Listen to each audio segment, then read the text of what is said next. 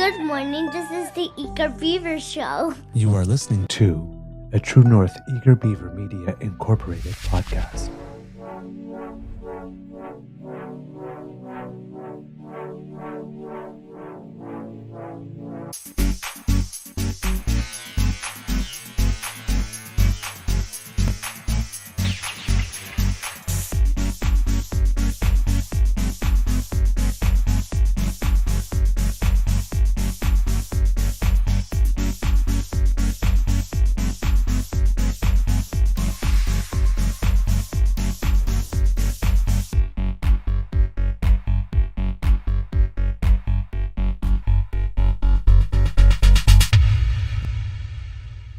The True North Eager Beaver podcasts are proudly brought to you by our founding sponsors, the Misfit Mysteries from Corvid Moon Publishing, your source for science fiction, fantasy, and cozy mysteries featuring a broad diversity of characters, CanadianTarot.com, your uniquely Canadian online eclectic tarot community, and the Peppermaster, hot pepper sauces made from farm-fresh ingredients to thrill your taste buds and expand your mind.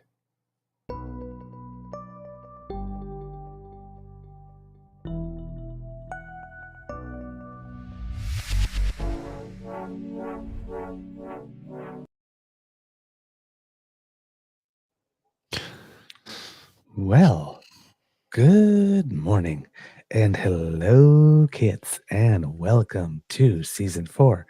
And let's see, this would be episode 560? 556. 556. Yes, because we're jumping one ahead. 556 of the Daily Beaver Morning Show here on the Crier Media Network. Yeah. Actually, if I might, we might actually be 557, given that we had a double show on Friday. So 557, we're trying to make the numbers match up because we weren't able to do 542A and B. So, you might forget about that, yeah. Yes, for those of you who are listening, you didn't miss episode 555 and 556. We just had to change them for the numbering because we made the computer systems go nuts. Well, what's this thing? What's this new thing that you've done that you've never done before? Yeah, they don't allow for A and B. They're very. It's like a Y2K problem. Yes. So we figured it out. So we're making for a while in the titles, you will see something, maybe formally something in the descriptions or whatnot. But no, you did not miss 2 episodes. We just had our version of Beaver Lodge. What do you call it when you spring forward? It's not savings time, right? Daylight savings time. Yeah, savings time. There we go. All right. I am your host, the Eager Beaver, pronounced he, him, hey, Mr. Beaver, hey. And I don't think I gave the date. So today is Monday, January 13th, 2025. And it is a wet and a drizzly, sort of cold, rainy kind of day here at the Beaver Lodge. Fortunately, I'm bringing the sunshine. So there you go. It's 100% humidity here in the nation's capital right now. Yep, indeed. Hey. I'm your host, the Eager Beaver, pronouns he, him, hey, Mr. Beaver, and as you can hear with me is my good friend, Mr. Grizzly. Big thank you to our podcast founding sponsors, the Peppermaster, the Misfit Mysteries from Corvid Moon Publishing, and CanadianTarot.com. Seeing all the kits here in the chat. Kit Elaine, Mr. Jim, Kit Uncover, Kit Lori Sue, Kit Toronto Dan, Kit Linda M. Who else do we have with us? Kit Cassie. Hope you all had a wonderful weekend. Nick, Kit Nona Carol, hello. Kit Wishful, hey, nice to see you. Good morning. Kit Jason, hello. Saying hello to all the damn fam. Kit Jason is. Kit Saucy's here also with us today. And Kit Mohan, hello. Hope that Mateo's doing better. Please give him some big hugs from both of us. Kit Tavi G is here. Kit Linda M, hello, the original and the best. Lovely to see you, my dear. And let's see what else. Oh, lots of people today. Lots of people. Kit Playing with 3D is here. Kit Jen, hey. Hello. Yeah. And Kit Argosi. And I think, Kit Hugh coming in. And Kit Miss sliding in right at the end there for a little hello this morning. Saw you all through my magic cell phone. Okay. As you can see, Yeah, injured myself a little. Today's going to be an interesting day. We have stuff, but if there's been anything going on in the world other than just the political stuff about the leadership race, whatnot, I am not aware of it yet. I have been up to my eyeballs in rock wool insulation, so Fun I, I stuff. I stuck it. I stuck strictly to the liberal leadership race. So if there's anything that else that happened in the world, and I'm saying stuff that sounds crazy because it happened, I am not aware it happened. Just the caveat. Okay. Mm. Mr. Grizzly, how's your mental health today? Well, 3 nights in a row, I didn't get to bed until after 2 a.m., so that should give you some idea of where my brain is at right now. Less than Yeah. 4 hours sleep. I'm just, I'm a mess. Mm. Which is why I'm all squinty. You know, what's the line from the hip? Woke up all squint-eyed and confused. That's me. Okay. I have been tired. Oh, Mateo's sitting beside Kit Miss. Hi, Mateo. Hey, buddy. How How you you doing, doing? my friend? Nice to see you. Oh, Thank you for Jason, joining us today. just wanted to give Jason a heads up because he posted on Friday that company he works for, ComNet, just shut their doors, so everybody's out of work. I Oh, had heard that FCI was hiring, so you might want to check there. I used to work for ComNet a bunch of years ago, so yeah. okay. And check there, Jason. If check with FCI, I believe they're still hiring. So like they offered me a position, but it's like I can't do that kind of work anymore. I'm Yeah. like, if you got a project management position, I can do that, but I can't do tech work anymore. My body's too broken. Okay. Just going through the chat here. A little tidbit of news: Canada Post is raising the cost of stamps and its other mail products by 25% today. Says Kit Uncover the News. I'm not sure exactly what that means in real dollars because I don't remember the last time I bought stamps. I still have some from the last time I bought stamps. So yeah. So I don't know how much that is in real dollars, but about 25% today. I'm ashamed to know that knowing the price of eggs and knowing the price of milk and knowing the price of stamps was kind of like this key thing that you knew back in the day. And I just don't know the price of stamps anymore. Mm. Um, and then, of course, Kit Toronto Dan is doing a little shameless plug, so let's help him here. He did an interview with the Municipals last night. Should be out around Wednesday on Twitter and all your streaming apps. P.S. There might have been some cuss words with a wink. Well, we let a few slip here too. All right. So yeah, I've been tired too because last night, you'll never guess how I fell asleep, but we had finished Standing doing up. some work in. I did that once and almost cracked my head open. I woke up as I was falling down forward. Um, that was after like 5 days of insomnia. I was terrible shape. Um, but we got out of the crawl space, uh, and it started with my beaver sweetie calling me in just so I would be in the house when he was down there, and it ended up with me being on my belly down there with the broom, sweeping up all and holding netting as we were stapling stuff in to hold all the rubble. And I'm thinking, you asked me to just come in. You tricked me. And I was emerging from it. And I just like all of a sudden was just like tired. Like I need to lay down now. The lights were on. He was still in there. There was like working with what he was working or banging and whatnot. And I guess I just like got into my like night clothes, went under the bed, put an eye mask on, stuck two ear things in my hand, like this, and I fell asleep while he was still renovating. That's how tired I was.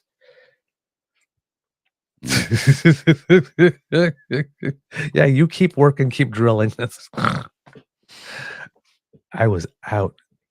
So, yeah, I don't know what it is too. See me too. I've been a lot tired lately. It's Um, January. well, it's That's what it January. is. It's January. Yeah, I'm also. It hit me yesterday since we talk about mental health that I'm actually in an interesting situation. I find myself uh, being the ray of sunshine with four people in my life that I care a lot about who are going through a particularly tough time right now, all at the same time. Mm. And it's just like, whew. It's mm, it hit me on the weekend that's I had not realized that it was a little tougher going because, as you know, at home, um, things are getting better as we're Right. getting distance from the accident and whatnot. There's certain things only time can do, right? So we're getting the benefits of time now. So, but it's like as that one is releasing, it's sort of like, oh, like I hadn't connected that so many people in my life at one time were going through a very tough period. And so it's um I know, I mean, I try to be a good friend to everyone.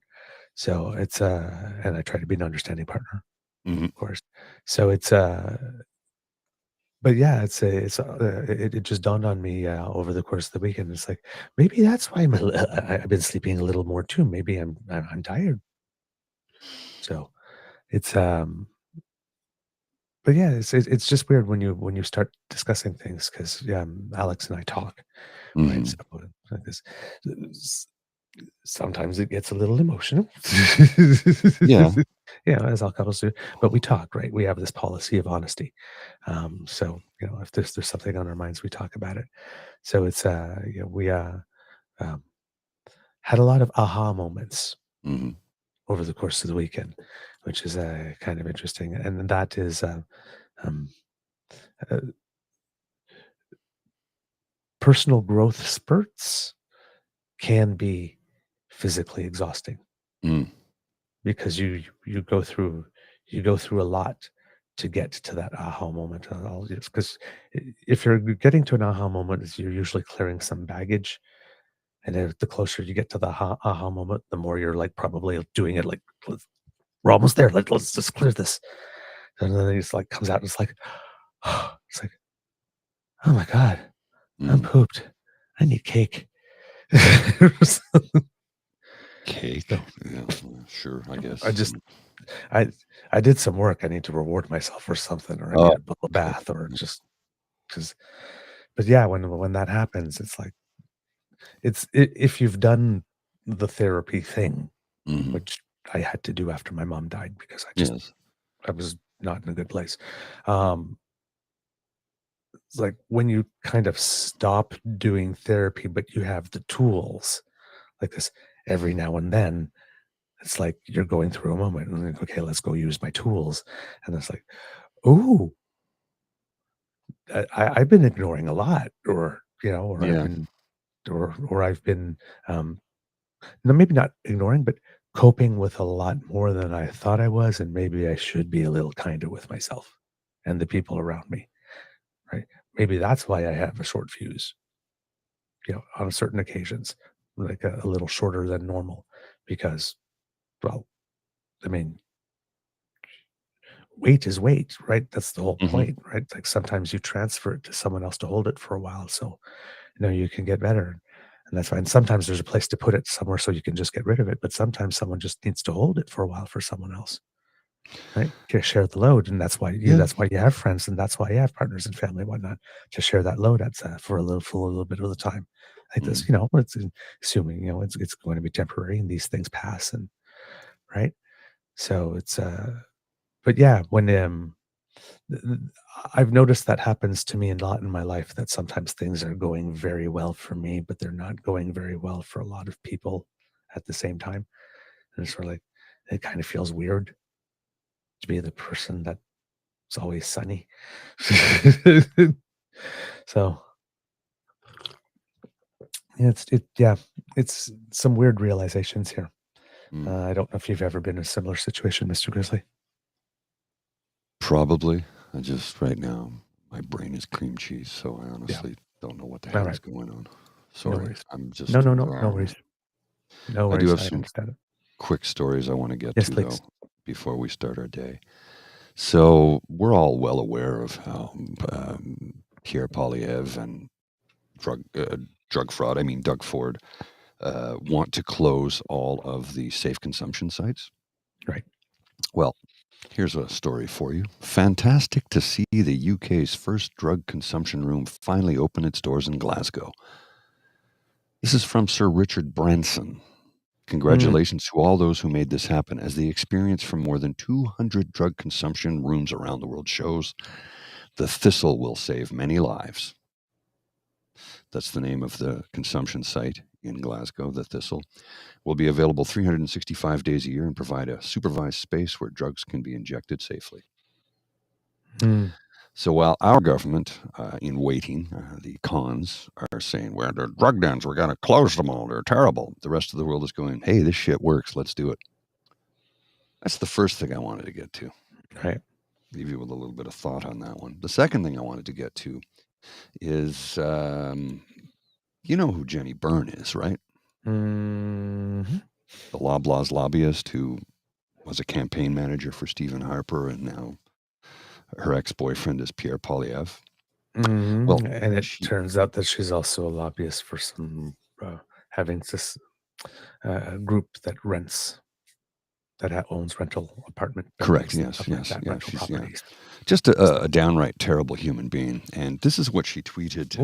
Okay. This is what she tweeted yesterday, yesterday afternoon, in response to what Aaron O'Toole tweeted. So Aaron O'Toole said, I saw the dedication Anita Anand MP brought to national defense at a time it was desperately needed. She cared deeply about the Canadian Armed Forces, their families, and the need for Canada to do more. I wish her fair winds in following seas. That's from former Conservative leader Aaron O'Toole. And what does Jenny Byrne say in response to that? For anyone unsure why Aaron is no longer leader of the Conservative Party, she supported DEI policies like name, rank, and pronouns, tampons in men's room, etc. What an absolute shitgibbon this woman is. And to give you an idea of how much hate ages a person, here's a photo of Jenny Byrne and Pierre Poilievre in 2011. Okay?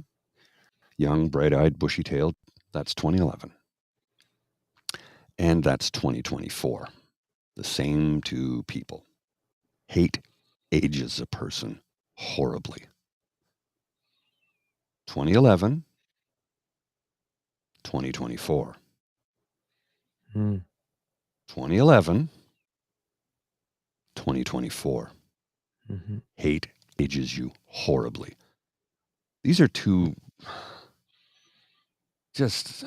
I mean, what is wrong with this woman? Like, what? The leopards eating faces party. They're eating each other's faces. I'm here for it. It's happening in the Conservative Party of Canada, and it's happening in the U.S. Steve Bannon going full on after Elon Musk. It's like, let them fight. Go ahead and fight. We'll sit here and watch. Indeed. Now, Kits and Cubs, if you're why is Aaron O'Toole saying kind things about Anita Anand? It's because Anita Anand has announced in the stakes for the leadership of the Liberal Party of Canada that she is not going to be a factor. But not only that, that she will not be running in the next election as well. She put out a statement. I will read it for you here. Since 2019, I have been deeply honored and humbled to serve as Oakville's Member of Parliament and Member of Cabinet. In these roles, I have given all I have to keep Canada safe, strong, and free. I entered public life because I wanted to make a meaningful contribution to my community and country, a goal instilled in me by my parents who immigrated to Canada before I was born.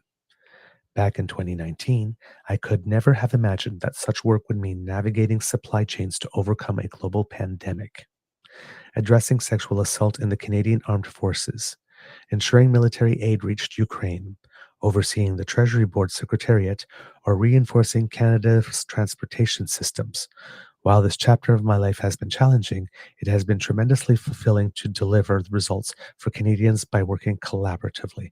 And I would like to interrupt her statement right there at this moment to point out that with all these accomplishments and having done them in such a stellar capacity, that nobody has any bad word to say whatsoever about how it is she performed and acquitted herself of her duties, Jenny Byrne. What matters for her Correct. is that she supported allegedly DEI policies and tampons in men's rooms. And those two things invalidate navigating supply chains to overcome a global pandemic, addressing sexual assault in the Canadian Armed Forces, ensuring military aid reached Ukraine, overseeing the Treasury Board Secretariat, or reinforcing Canada's transportation systems, and ensuring military aid reached Ukraine. Well, I can see why that would piss Jenny Byrne off. Mm-hmm. Sorry. Just well, and sorry. Let me file my talons down. Sorry. Well, in response to Jenny Byrne. Hold on. Oh, sorry. Go ahead. Yeah, Miss Anand's statement goes. I just had to interrupt it here. Today, I'm announcing that I will not be entering the race to become the next leader of the Liberal Party of Canada and will not be seeking re-election as the Member of Parliament for Oakville. I will continue to honorably execute my roles as public office holder until the next election. Prior to seeking public office, I was a lawyer and law professor for over 20 years, most recently at the Faculty of Law, University of Toronto, where, as a full professor and shareholder, my intellectual focus was on capital markets regulation and governance. After the 2019 election, I took a leave of absence, intending to return one day to academia. The joy and fulfillment that I take in our current work, collaborating with the Prime Minister, my cabinet colleagues, our caucus, and the broader team, delayed this decision. Now that the Prime Minister has made his decision to move to his next chapter, I have determined the time is right for me to do the same and to return to my prior professional life of teaching, research, and public policy analysis. I sincerely thank Prime Minister Trudeau for welcoming me on the Liberal team as a Member of Parliament and for entrusting me with key cabinet portfolios. I'm truly grateful to the people of Oakville for selecting me to represent them in Canada's House of Commons and for being such a wonderful, welcoming community where my husband and I raised our 4 children over the past 20 years. During my first campaign, many people told me that a woman of Indian descent would not get elected in Oakville, Ontario. Yet Oakville rallied behind me not once but twice since 2019, an honor that I will hold in my heart forever. I would like to thank my fellow caucus members for showing me such support and for the many highs and lows that we have shared. Ours are lifelong friendships, and I could not be more grateful for your presence and strength of character. I would also like to thank my team in Oakville and in Ottawa for your extraordinary work in supporting me. Your dedication and determination inspire me every day. Thank you also to the many Canadians who have reached out to me in recent weeks to show your kindness and support. Serving one's country and community can take many forms. Without reservation, I will always be here for our Liberal team, for Oakville, and most of all, for Canada. That's how you write a step-down letter. Oh, yes. Well, Anita Anand is a rock star and always has been. Whatever she does after this, she'll be very successful in. Well, she has set herself up. Doing her career the way she has done and writing that letter the way she has written it, she has set herself up for it. Yeah. And you know what's as great as that letter is, this is a huge loss. Oh, yes. Massive. And you can see that I think so many people currently in the political game are just tired of all the lies, innuendos, damn lies, insults, bullying, etc., that they're just starting to go, you know what? I'm out. The good people we have in place are walking away, and I don't blame them. I understand why. But this is going to be bad for all of us when you have somebody like Jenny Byrne saying what she said, and then, who was it, Waleed Solomon replied to her? To all the young people involved in the Conservative Party and politics in Canada generally, this is exactly how not to behave in those inevitably fleeting moments when you feel you are on top. Be humble in leadership. Jenny, as one of our party's current leaders, you should take this down. Except Jenny responded. Right. Waleed, were you not the campaign chair for Aaron that came out publicly with 5 hours left to go in the polls in 2021 to say the CPC were losing and it was not your fault, as volunteers and candidates across the country were pulling vote after an exhausting campaign? I need no lessons in leadership from you. To which he responded, trust me, you don't want to start down this road, Jenny. Be better. So they're fighting amongst each other. And I really don't have an issue with that. Fight, fight, fight, fight, fight, fight, fight. It's just, they are, it's going to, oh God, I hate having to say they are miserable people and they are not happy unless they are miserable or making someone else miserable. This is true. This is true. They are incapable of joy. I do not understand how this party or this movement has so many adherents. It's a soul suck of a movement. Mm-hmm. Oh, and just to set the record straight, because I think there was some confusion in the chat. I'm not body shaming anybody when I show the pictures of them. Yes, it's a difference of 13 years from 2011 to 2024, but they both look like they've aged 30 years in that time frame. Hate ages you. So does alcoholism, but I'm not saying either one of them are alcoholics. Just stating a simple medical fact. Sorry, I was having some tea there. You know, when that little shit gibbon that is David Parker tore her up for her commentary, I just thought, what? Damn. What? Damn, Grizzly, don't hurt him. Well, I'm just stating simple facts. It's a medical fact. Alcohol ages you because it destroys your cell reproduction. So, you know. Okay. Because then I'll just pretend there was a little interesting exercise in juxtaposition. Well, here from Cassie, hate is hard on the body. It is. It is. Everyone ages in 15 to 20 years. You are correct, Tavi. I'm not saying that, but they in the 13 years since that photo was taken, they have aged horribly because, like I said, hatred does that to a person. It does. It's as simple as that. Also, I'm not going to make light of the fact that the work that they do is incredibly long hours and incredibly stressful. I'm not making light of any of that fact.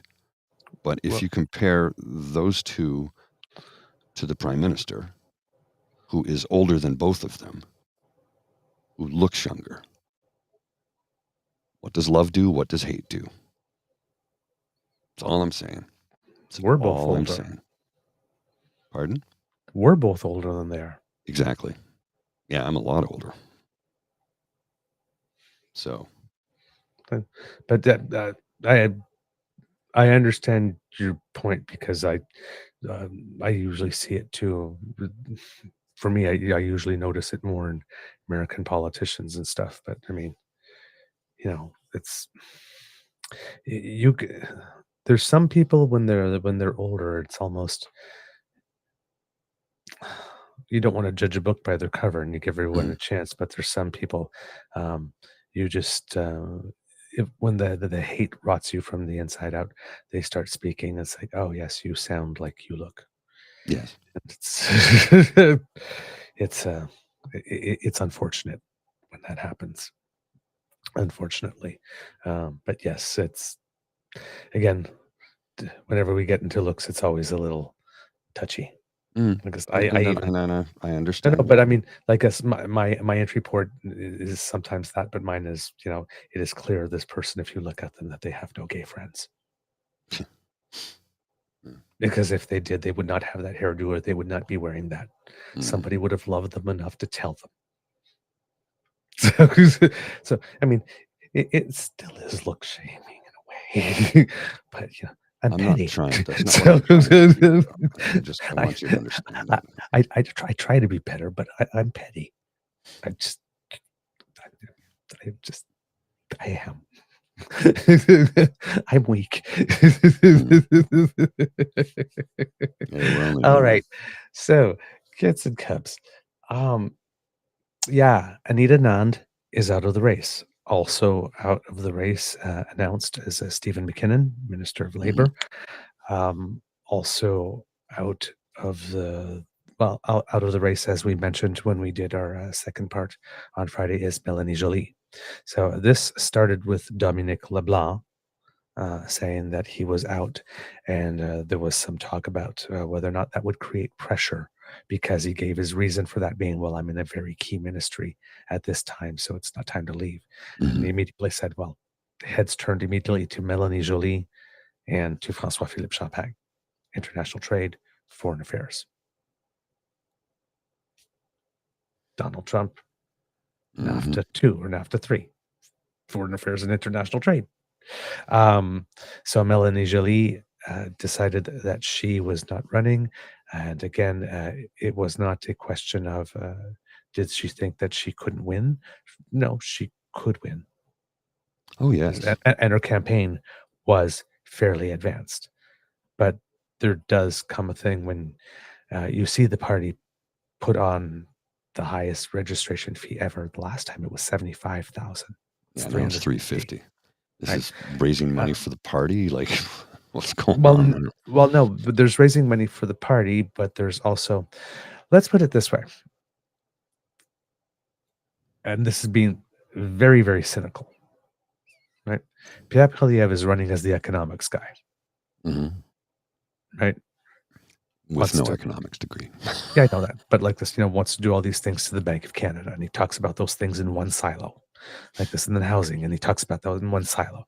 And Bitcoin, he was talking about that in one silo, right? All these types of things. But he's going to have to bring them all together in one economic policy during an election campaign.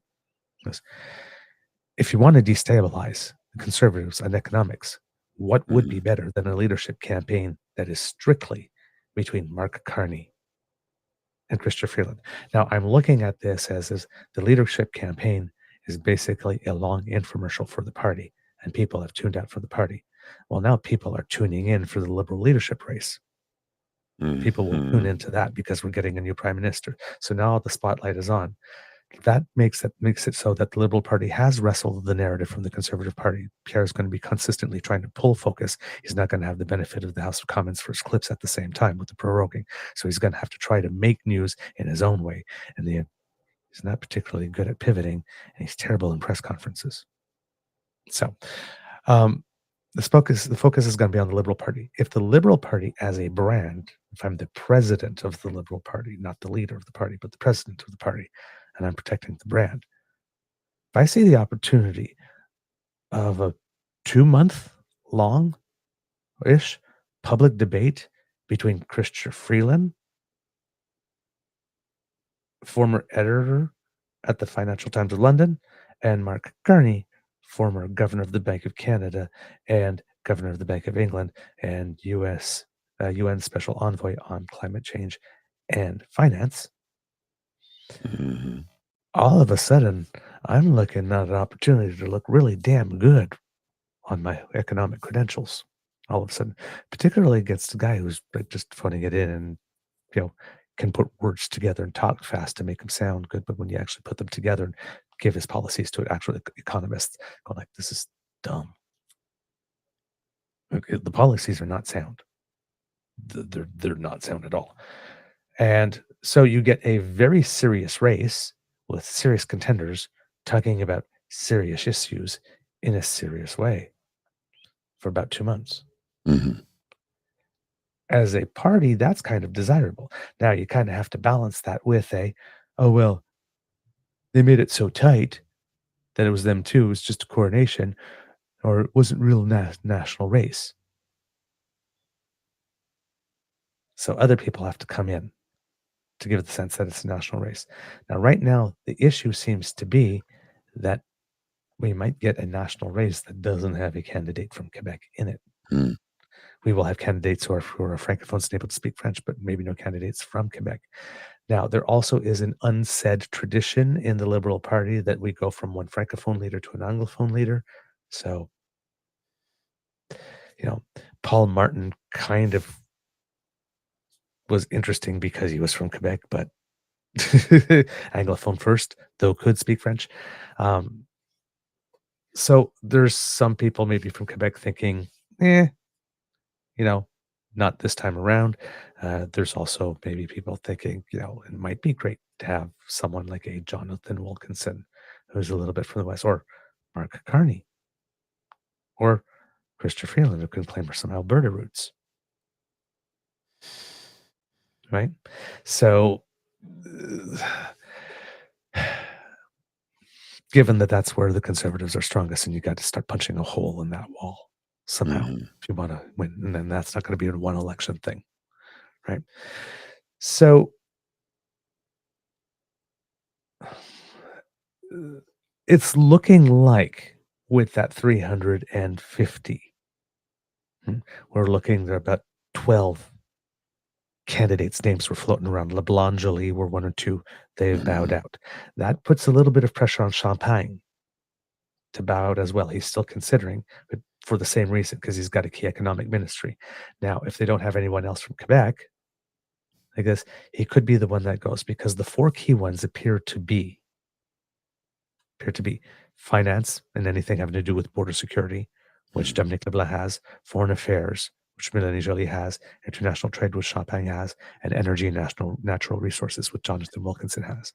They can probably afford to lose one of those four somewhere and not give off the impression that, because it seems that the LeBlanc staying sent a signal that the government still wants to send the impression that they are not leaderless, yes, and that they are going to this next election to actually win it. So you need to keep some key people. So if the key portfolio people all stay in place and fight this out while the leadership race is going on, that like this, and again, you get a leadership race that's just Carney and Christia, and maybe one or two other people to make it seem like it's a national race. All of a sudden, you got the platform for a pretty good story to tell. If you're doing a last little push strategically. It's about the best way you can set yourself up, given the considerations and the conditions at the moment. So, yeah, them two are out. So if Champagne goes, Wilkinson will probably go out. If Champagne doesn't go, then you'll probably get Wilkinson. And Wilkinson is a very, very, very good choice because he can speak French, and he comes from the business sector. So he can't speak about economics, but he comes from the clean tech sector and green business sector and has some Saskatchewan roots. And Mr. Wilkinson is one of these people who actually answers the question when you're in an interview with him, and just sounds like this reasonable, nice guy. So, for those of us who would be interested in less bombastic politics with someone who actually answers questions and knows what they're talking about when they answer, he's a very, very attractive candidate. He's not very well known. He's been quietly doing a lot of good work, but he's a very attractive candidate.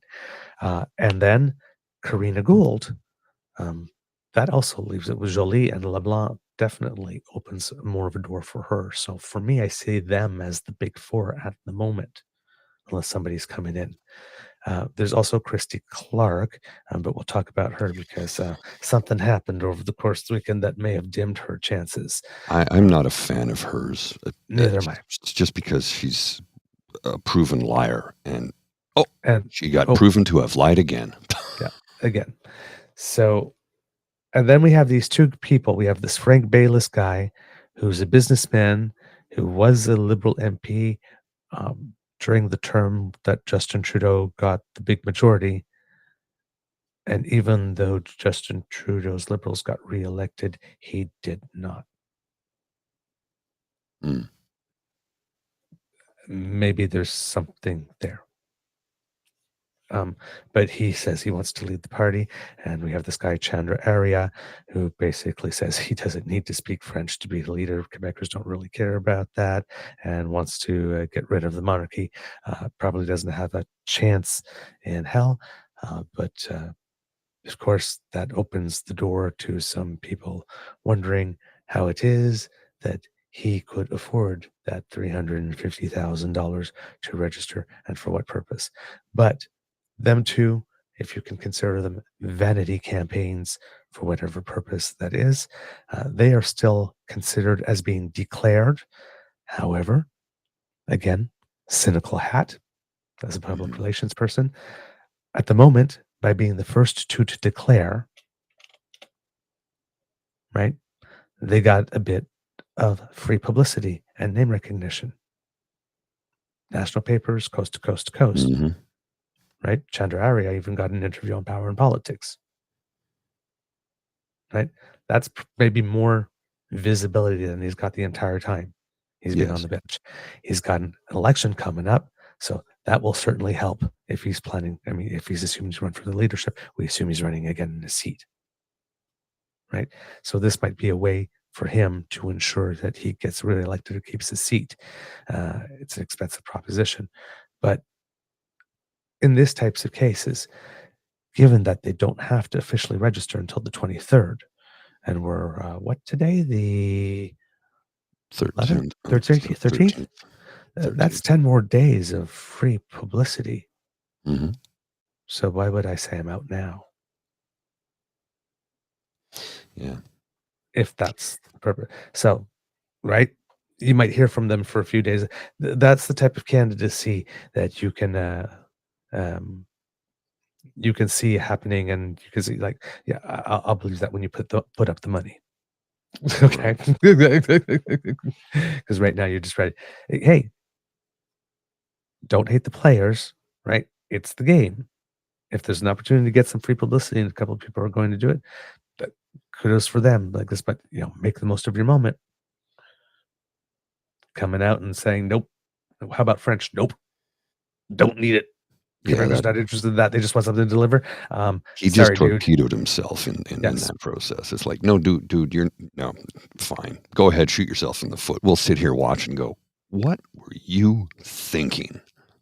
So if you're going to do something like that to get your 15 minutes, have something to say that makes people want to talk to you again.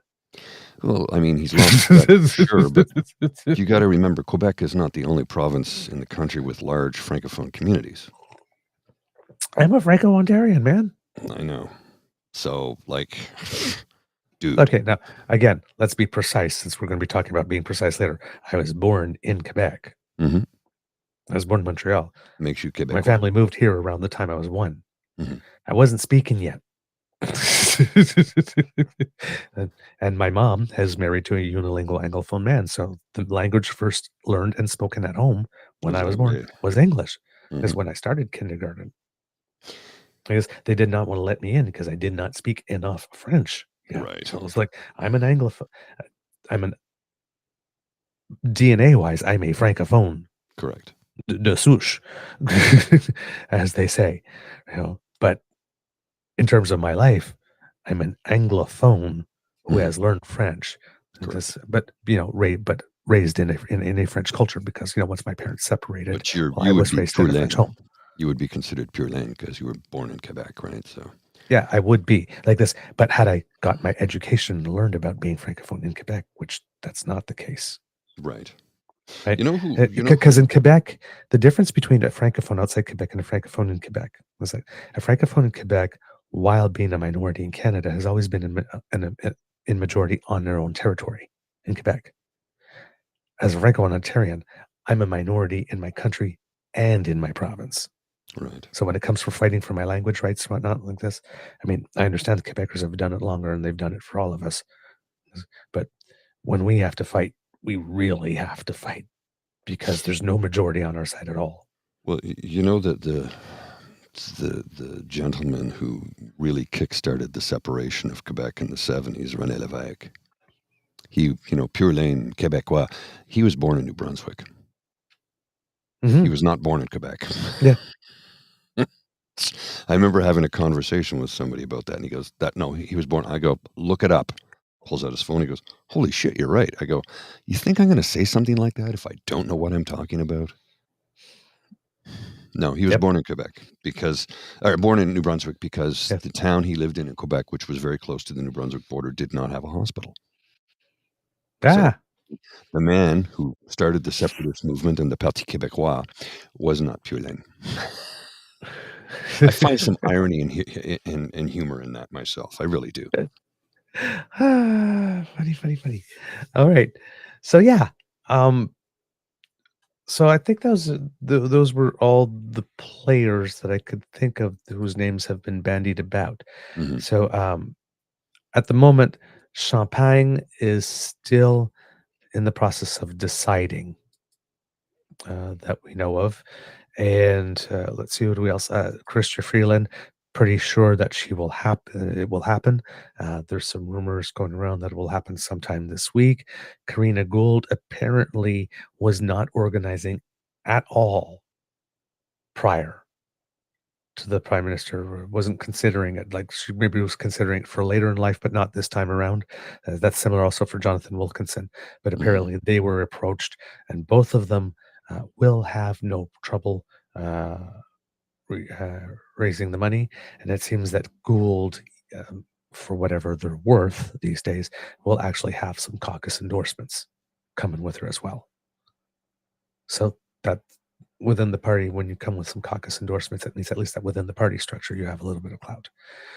We have Christy Clark, who is very seriously considering it and very openly looking like it, even pre-campaigning, now maybe reconsidering for other reasons. François, like I said, Philippe Champagne considering. Mark Carney heard over the weekend that it looks like he would probably announce sometime this week as well. And then again, like I mentioned, Bayless and Arias, who keep on confirming that yes, they are going ahead, but we'll see when it comes time to put up the money, when it counts, if that's still the case. So yeah, that's where things stand at the moment with that. I'm going to send you, Mr. Grizzly. It's going to be an audio clip, and it's of the CBC show The House. And it has to do, this is the interview that Christy Clark gave to the House itself, because we're hearing the reports and the thing we're seeing a thing go around from Power and Politics, which is David Cochrane and Catherine Cullen, who is the host of the House, discussing the interview that Catherine had with Christy Clark on the House, right? So it's not that Christy Clark went on Power and Politics and had an interview with David Cochrane, and on air, he, it's like, oh, wait a minute, right? Now, there's a little bit of an intro, but it's the first segment of the show, Mr. Grizzly, if you're queuing it up. Well, I'm trying to, but what I'm getting is this is not. I don't. Oh, is it? What does it mean to prorogue Parliament? Okay. I think the link you sent me is not the correct one, is all I'm saying, because this is... Okay, yeah, that's possible. Okay, no worries. That's what I got. I could have mislabeled it. An embarrassment to the country, critic says, as prorogued House leaves bills at risk of abandonment. So I think that was the correct one. That's not the one.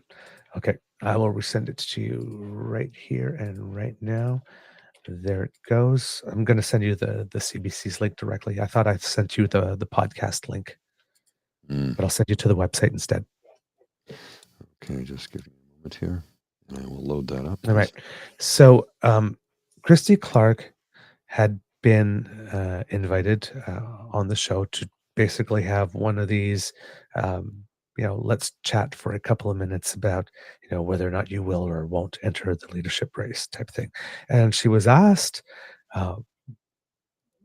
what any person who is a little bit aware of politics would consider a softball question, right? Because Christy Clark, everyone knows, even though she was the leader of the BC Liberal Party, the BC Liberal Party was really more like a progressive conservative party. Correct. Maybe a little more on the conservative side. And when the leadership race came for the Conservatives, she supported Jean Charest. She's not a fan of Pierre Poilievre. She never has been. Yes, she supported Jean Charest. Yes, and like me,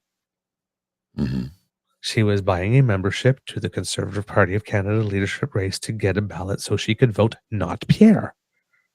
In her case, vote Charest. Mm-hmm. And I don't know if she was offering any other type of help at some point like this, right? Or even just being somebody he would call every now and then, run a few things by, right? There have been interviews with her back in the day, 2022.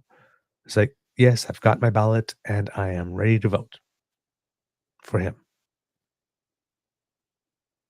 So everybody knows that she supported Jean Charest. Everybody knows that she's more of a progressive conservative. That's why there's a whole bunch of liberals going, not her. Oh my God, she's not a real liberal.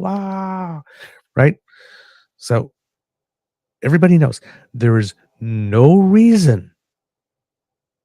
I mean, there's no shame in buying a one-year membership to the Conservative Party of Canada to be able to vote in their leadership race for the candidate of your choice, particularly if they're a friend of yours.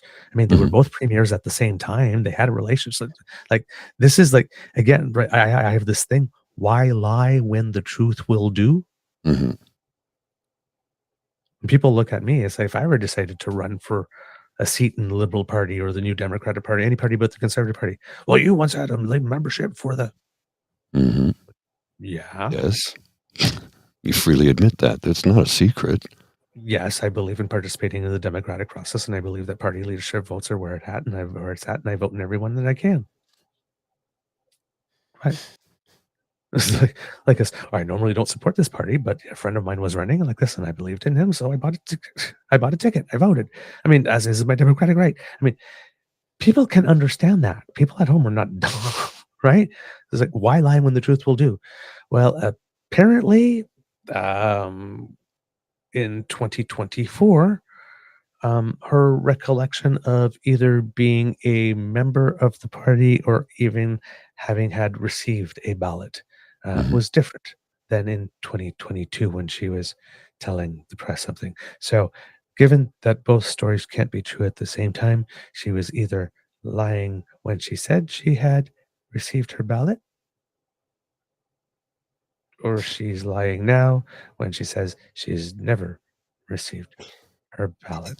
This is duplicitous of behavior on her part, and let's face it. Come on, look. What's the big deal?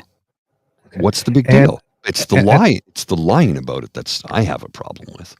And hold on to your hats, because I actually might be taking Jenny Byrne's side for a second here. Broken clock. Yeah, just Mr. Grizzly, if you will play the interview for our kids and cubs, because you really need to hear this.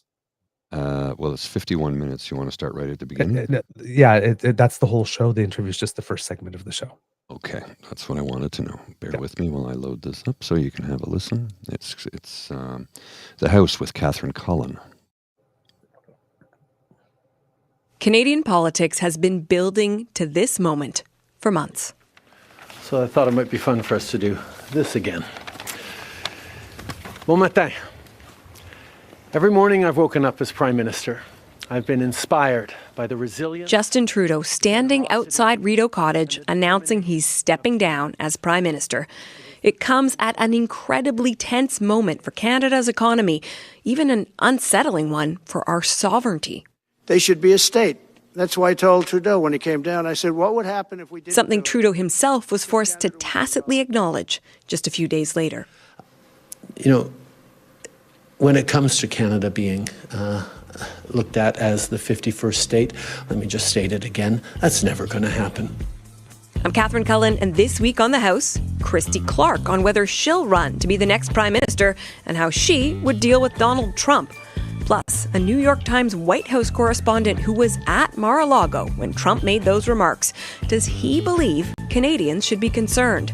And from pot legalization to polarization to reconciliation, how has Justin Trudeau changed Canada?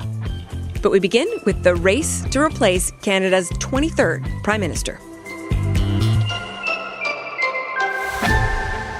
The House is now in session. Questions are swirling about who will run to replace Justin Trudeau.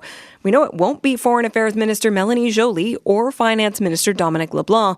But what about former Finance Minister Chrystia Freeland or former Bank of Canada Governor Mark Carney? Another name getting a lot of attention is Christy Clark. She was the Premier of British Columbia from 2011 to 2017. She led the BC Liberals, which weren't affiliated with the federal Liberals. And in the last federal Conservative leadership race that elected Pierre Poilievre, Clark publicly said she'd be voting for his opponent, Jean Charest. I spoke to her on Friday for her first interview since the Prime Minister announced his resignation. Christy Clark, welcome to the House. Thank you for having me. Your team has said to the media that you have an organization in place, a national organization. You're ready to run for Liberal leader depending on the rules. Well, we now have a pretty good sense of the rules. So, are you running? I am very seriously thinking about it. We're going to take a little bit of time to consider what the rules mean. I mean, when I look at them, the thing about it that is disappointing is that we don't have enough time, really, to build the party. A leadership campaign is the biggest opportunity our party and the Liberal Party has to grow our community, our Liberal Party. And we're going to miss out on a big part of that because it's a very short timeline for it. But I understand, they've got time constraints that they need to live with. So this is the deadline, January 27th, to sign up new members. And you're saying that essentially hurts your chances a bit if you decide to jump in? No, I think it hurts the party's opportunity to grow. We really, these opportunities, and it's true across all parties, when you're choosing a new leader, having a few months to sign people up and get people excited is always a big part of the goal, because you want the party at the end of it to be much, much stronger. You want the grassroots to have had an opportunity to have a say. I think, we're looking at the rules now before I make a final decision, but I think, we can make this work in the timeline that we've got. It's just, it's too bad that the circumstances were different. The flip side of this is the concerns about foreign interference, certainly around this race, but around politics in general. The rules that have been put out by the Liberal Party state that someone has to be a Canadian citizen or permanent resident to vote. That's a change. There's no more non-permanent residents participating. That's pretty much what other parties do. Do you believe it's sufficient to protect the Liberals from foreign interference? I sure hope it is. I think that's so vitally important now. I mean, it's always been important because Canadians need to know that the potential future prime minister, and in this case, whoever's elected leader will become prime minister, is chosen by Canadians. We can't have foreign influences out there deciding who the leader of our country is going to be. And that's the problem that we've got. And I think, when you look around the world today, we see all the conflict, all the instability. We see so much foreign interference across all kinds of different sectors. We have to protect our party. And I think, we need to acknowledge that in protecting our party, we are really protecting our country. You have called yourself a lifelong Liberal, but you voted in the last federal Conservative leadership race. That would have required you to cancel your Liberal Party membership in order to join the Conservative Party. How long were you a member of the Conservative Party, Christy Clark? Never. But you voted in the race, did you not? No, I didn't. And I never got a membership, and I never got a ballot. What I did, though, I will say, Christy Clark, we reached out to the Conservative Party, who told us, in fact, that your membership was cancelled. Oh, well, why don't they come out and show my membership or my ballot? They never sent me any of those, although I wouldn't put it past them to manufacture one of them. Okay, so help me understand what happened here. Well, what I did is I came out and I supported Jean Charest. And the reason I did this is simple. I thought... Backpedaling quickly. Backpedaling. It was vitally important that we stop Pierre Poilievre. I knew that there was only one person, one candidate in that race that had any chance of stopping him from becoming leader of the Conservative Party and I knew that as leader of the Conservative Party, he had odds to become the Prime Minister of Canada. Mm-hmm. So I felt it was really important as someone who cares about the future of Canada to find another candidate to obstruct his path to victory. And, I worked with Jean Charest when he was the Liberal Premier of Quebec. We had a great relationship. He worked really hard. And I think like a lot of Canadians, I remember what he did and the hand that he played in helping save Canada in the midst of a national unity referendum. So I said I wanted to support him. I said I would join the party. At the end of the day, I never did. I will say, so I have a statement from the Director of Communications from the Conservative Party of Canada that they sent to the CBC on Thursday. Christy Clark purchased a Conservative Party membership through Jean Charest's leadership campaign. That membership is no longer active. You're saying the Conservative Party is lying about you. I actually went and asked the Conservatives multiple times why they did not send me a ballot before the voting day. And nobody ever got back to me. I mean, I didn't get a membership. But if you expected a ballot, then you would have had to be a member. Well, if I had gotten a ballot, I probably would have been a member. But it doesn't work. You have to sign up to be a member in order to get a ballot, though. Exactly, and I didn't. And you never canceled your Liberal Party membership at any time, which the Conservative Party would have required of you to become a member of that party. Nope, I did not. Did not cancel my membership. But, you know, I mean, these are the kinds of games the Conservatives are going to play. People should, I mean, I think Canadians know that about Pierre Poilievre and his... I'm sorry, Christy, but you have just eliminated yourself from any vote. You just lied. That's a bald-faced lie. But it's lie after lie after lie, right? You've been called out for lying. I didn't get my ballot. She doubles down. I called many times and asked about why I did not receive my ballot. Well, you only receive a ballot or have an expectation of receiving a ballot if you bought a membership, which you said you never did. So why would you call? Mm-hmm. And if I remember correctly, in the Conservative leadership race, I too was waiting for my ballot because I thought I would have a ballot and I would have to fill it in and mail it back in. And it wasn't that. I believe it was an electronic process, if I'm not mistaken. So there was no physical, because I'd looked and then when I went back and read the email and I was, oh, okay, all the voting stuff is included in here. It's like, it's not another ballot that's coming. If I remember correctly. So that too, there would have been no need. The only way there would have been a need to call to ask to say where your ballot is, if I'm remembering correctly, having gone down like that, is because you were thought that you would expect a paper ballot, because that's like when I voted in the Ontario Liberal leadership race, I actually had to go to a station and actually fill something in. I did not do that in the Conservative race. Mm-hmm. 2022, also COVID. So I did not go somewhere physically and have a manual ballot. And so yeah, there'd be a lot of lies. Now, it seems that what happened is that the Conservatives heard that the House was going to be interviewing Christy Clark, and then sent them a whole bunch like, she was never a real. She says she's a lifelong liberal, and like, she's not a real liberal. She was a member of the Conservative Party. Look at you, liberals! You're going to vote for a Conservative. Trying to play on that, right? They were just stirring the pot. Mm-hmm. That was it. It's like there's a whole bunch of liberals already that don't believe that Christy Clark is an actual liberal, right? So the Conservatives are like this. Yes, that's true. Look, she had a membership for 1 year. With us next, she's not a real liberal. Like, that's literally all it was for them. Just a little stirring the pot. By denying she could have ever told the truth. Now, and you will also notice that in that interview, when she's denied, immediately she says, well, I'd love them to show me my membership stuff like this. I wouldn't put it past them to manufacture one. Now, well, I wouldn't put it past them to manufacture one either. Mm-hmm. Mm-hmm. Because if you are lying about something, let's assume that maybe she is not yet, but if you are lying about something like this, and you know that you bought a membership, so there's a record of you in a database looking for a membership, then and given it's a party that does have an a reputation of manufacturing saying things, conveniently pre-saying. It's like if you watch the movie Basic Instinct, it's like, well, she writes about how she's allegedly going to murder people in her books. Why would I write about how I would murder someone in my books and then go out and do it?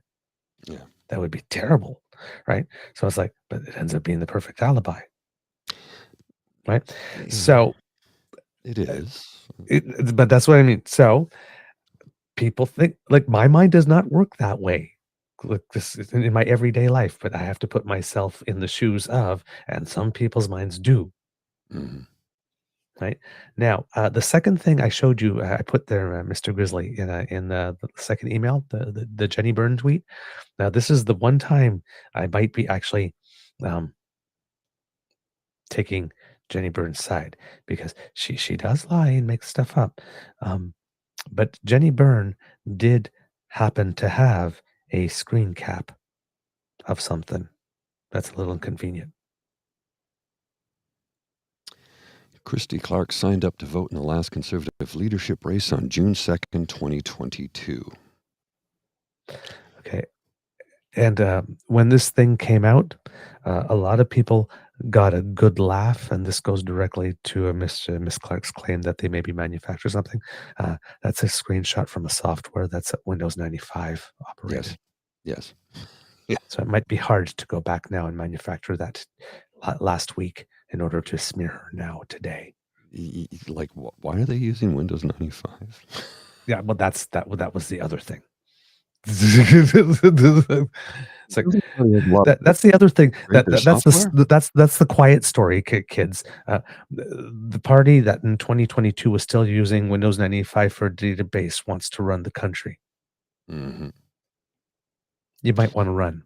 And then, of course, Ms. Clark's response: "Well, I misspoke. Shit happens. Lesson learned."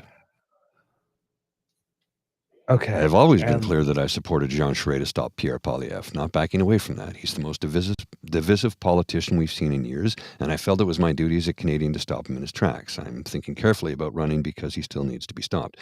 But if we want to do that, our party has to accept change. Sticking with the status quo is a losing strategy. Well, I misspoke. Shit happens. No, Christy, you lied. And Thank you. Down. You doubled down on the lies. See, and I'm glad you did that, because what I sent you was her thing, not because usually, like, I quote people, right? So I didn't send Mr. Grizzly what I wrote. And my thing was like, and then Miss Clark pulls this crap. Sorry, but no. When you brazenly lie, then come back to try and revise history by soft pedaling it as having misspoken, you're still lying. Exactly. It's like you did. It's like, what the F is this deal with? Oh, lesson learned. Nah, girl. No. You've been in politics way too long. What the hell is that? What the hell is this? What the hell?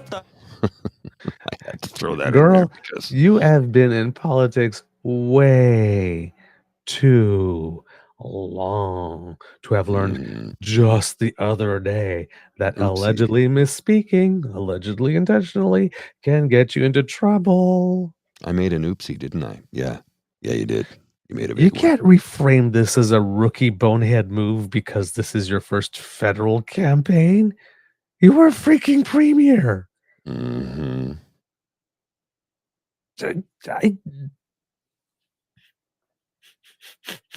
Oops, lesson learned. No, you lied. Yeah, we can't trust you. Either lied then or you were lying now, but you lied. And see, the wonderful thing about always telling the truth is you never have to keep track of what you said, Christy. Yeah, you just say it. Just speak the truth. And you don't have to double down. You don't have to backpedal. You don't have to create a new narrative. You just tell the truth, and it's easy. It sets you free. I'm now in normal times you would be toast. For this, in today's age, we're in the upside you can down. say anything, and there's no account. Who knows? Or accountability is really random. But to me, this would be a enjoy as much free publicity as you can over the next 10 days for yourself, knowing that each day you decide to still remain in the race after doing this, you're probably hurting the party, because the Conservatives, basically are trying everything that liberals say to you is lie, and you maybe actually did just lie. Well, remember about something that you'd never need to lie about. There's no shame in having. This is the thing. It's like she did nothing wrong in wanting to support a friend and a former colleague in the leadership race and wanting to vote against Poilievre, but she's behaving today like she did something wrong. If she actually did that, because you're lying about it. You're lying about it. Or back then, you were trying to virtue signal that I'm against Pierre and I'm supporting my friend like this, and you got all the free press, and then you never actually did it, which is kind of a douchey friend move. You're going to get all the benefit for yourself for saying, yeah, publicly, I'm supporting my friend, I'm there like this, and then you don't actually buy a ticket and vote. Well, not buy a ticket, you know what I mean. Yeah. Just turn a phrase. But I mean, yeah, you're my best friend. I'd love to see your show like this. Congratulations, you made it. I was behind you the whole time. Didn't buy a ticket. Well, I couldn't make it. You still buy a ticket anyway. Help out the cause, man. Well, I'm reading some chats. I'm reading some chatter on the internet about the current crop of conservatives and their party leader, Pierre Poilievre. This as much has been made of dissent within the Liberal Party as of late. This is as of late, as of the last 3 years, I think. So many conservatives really, really, really dislike Pierre Poilievre. Arrogance and entitlement can sink your battleship no matter how strong you think it is. That's why there's a draft Doug movement silently going on. Well, and you got to remember, you'll have other folks going, well, why isn't the media reporting on this? Because he won't let his MPs speak to anybody. You know, the bastion of free speech, making Canada the freest country in the world, but only if I allow you to say what I want to hear.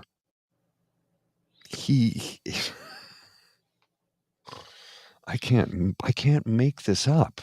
And it's real. His own MPs are not allowed to speak to other MPs or let alone the media. The guy rules with an iron fist. You know what that is, folks? Fascism.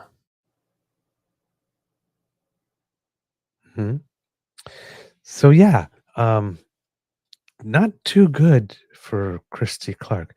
I don't know if you want to play the other one, Mr. Grizzly. This is kind of how it kind of went down on air on Power and Politics. So that's all the stuff that's kind of happened before. And this is the moment it kind of went boom, because the House airs on Saturday morning. So the segment of that interview had not aired yet when this happened on Power and Politics before the segment aired. The same segment? Would it not be the very first clip in the list of 3? Oh, hang on a minute. Just a second. I already moved that. Oh, okay. Just a second. Bear with me while I find where I put it. I don't remember. So basically what they were doing is this thing, right? Because the House is the weekend political show on CBC Radio. So the 3 you sent me, the first one is the Power and the House with Catherine Cullen. The second one is the Jenny Byrne tweet, and the third one is the Christy Clark tweet. Okay, Those are the three things you sent me. So you don't have the Power and Politics thing. No, I just have the House with Catherine Cullen. All right, then I will get that one to you as well. I must have mislabeled them when I was saving my notes. It can happen. Yeah, you just like remove something off, and then your numbering system's off. So there you go. That's yes. So the interview that we played for you, the public became aware of that, got to hear it all on Saturday morning when it was released, but it had been pre-recorded. So basically on Power and Politics on Friday, Catherine Cullen was being brought on to talk to David Cochrane to sort of preview, hey, what's going on the show?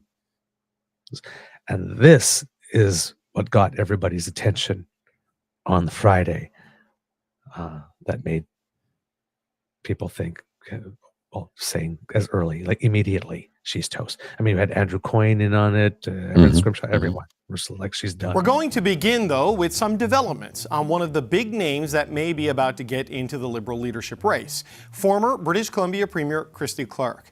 Now, one of the criticisms of Clark's potential leadership bid from other Liberals is that she joined the Conservatives. to vote for Jean Charest in the leadership race won by Pierre Poilievre. Well, my colleague Catherine Cullen, the host of CBC's podcast The House, asked Clark about this today, and Catherine joins me now. Catherine, what did Christy Clark say when you asked her about this? Yeah, David, the discussion really took a bit of an interesting turn here. And just to make sure folks are following along with us, Christy Clark has described herself for years as a lifelong federal Liberal. When she was Premier of British Columbia, yes, she was a BC Liberal, but just so everyone understands, the BC Liberals not affiliated with the federal Liberals. They were a bit of a different political beast, a bit more to the right. And in order to vote in the Conservative leadership race, you have to renounce any other membership. Right? You can't be a member of another party. So despite being lifelong, she couldn't have been a federal Liberal if she was voting in this race, where she very publicly endorsed Jean Charest. So I had questions about how long this period of her life lasted. Let's listen to our exchange.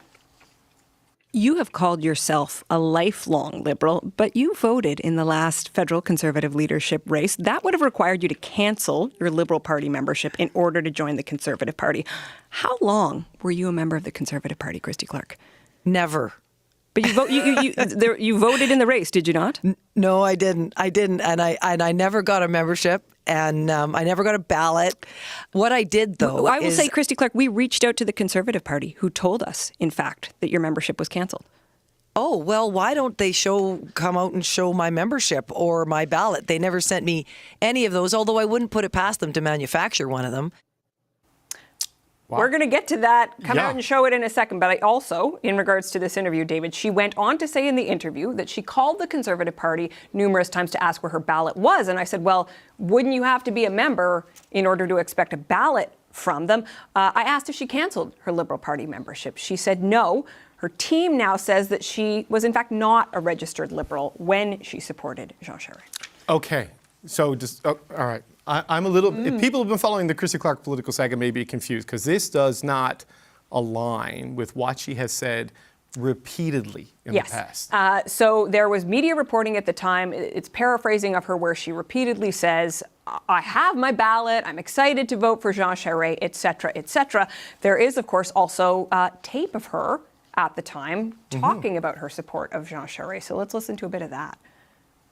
Even with all these examples of Justin Trudeau moving the federal Liberal Party to the left, it has got to be a big step for you to join the Conservatives. Why did you do it?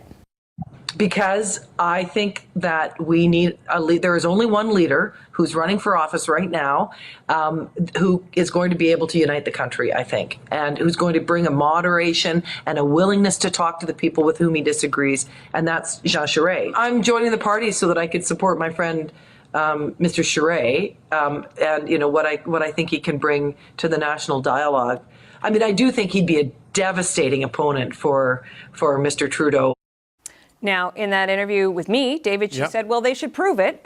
We reached out to the Conservative Party of Canada, who sent us an image of the proof of her membership purchase from their data management system. It seems to suggest that she was a Conservative Party member for over a year. They also sent a little statement along in which they refer to Clark's kickoff to her leadership campaign, saying it is about misleading not just Liberals, but Canadians. I mean, I've got a Canadian Press article here from August 11th, 2022. Speaking Wednesday, Clark said she recently received her ballot in the mail and will vote in the contest. Quote, I think Jean Charest would be a fantastic prime minister. So, okay, this is it. All right, so that's the past. There is this future race. I mean, she's going to have to explain this to Liberals, but how does she plan to sell herself to Liberals as a potential leader should she go ahead and make the plunge? Yeah, and it's interesting. This is actually the first interview she's given since the Prime Minister resigned. Right. She says she's seriously thinking about running. She certainly sounded like she was campaigning. David, a couple of policy points that came out in this. She said she would cancel what she called the Trudeau carbon tax, saying it was different than what they did provincially in British Columbia and that the plan needed to be scrapped. We also, I talked to her about how would she go about driving emissions down. She said a plan was coming in that regard. Other big issue, as you can imagine, that we talked about is Donald Trump, because of course that is going to hang over Canadian politics, the Liberal leadership race. She argues that she is best positioned to take on Donald Trump because she has so much experience in office. She also said it is important that Canada not, in her words, fold like a cheap suit in the face of Donald Trump's threats around tariffs and also becoming a 51st state, which she said, you know, that's clearly not a joke. Okay, Catherine, that's not what I expected when you said you were interviewing. That's an understatement. Wow. That's what nobody expected. Yeah, like, like, why do I get the sense that Christy Clark has wasn't me playing in her head by Shaggy? Wasn't me. Oh, with me, yeah. But here's the other thing, right? Too, as this interview pointed out, right?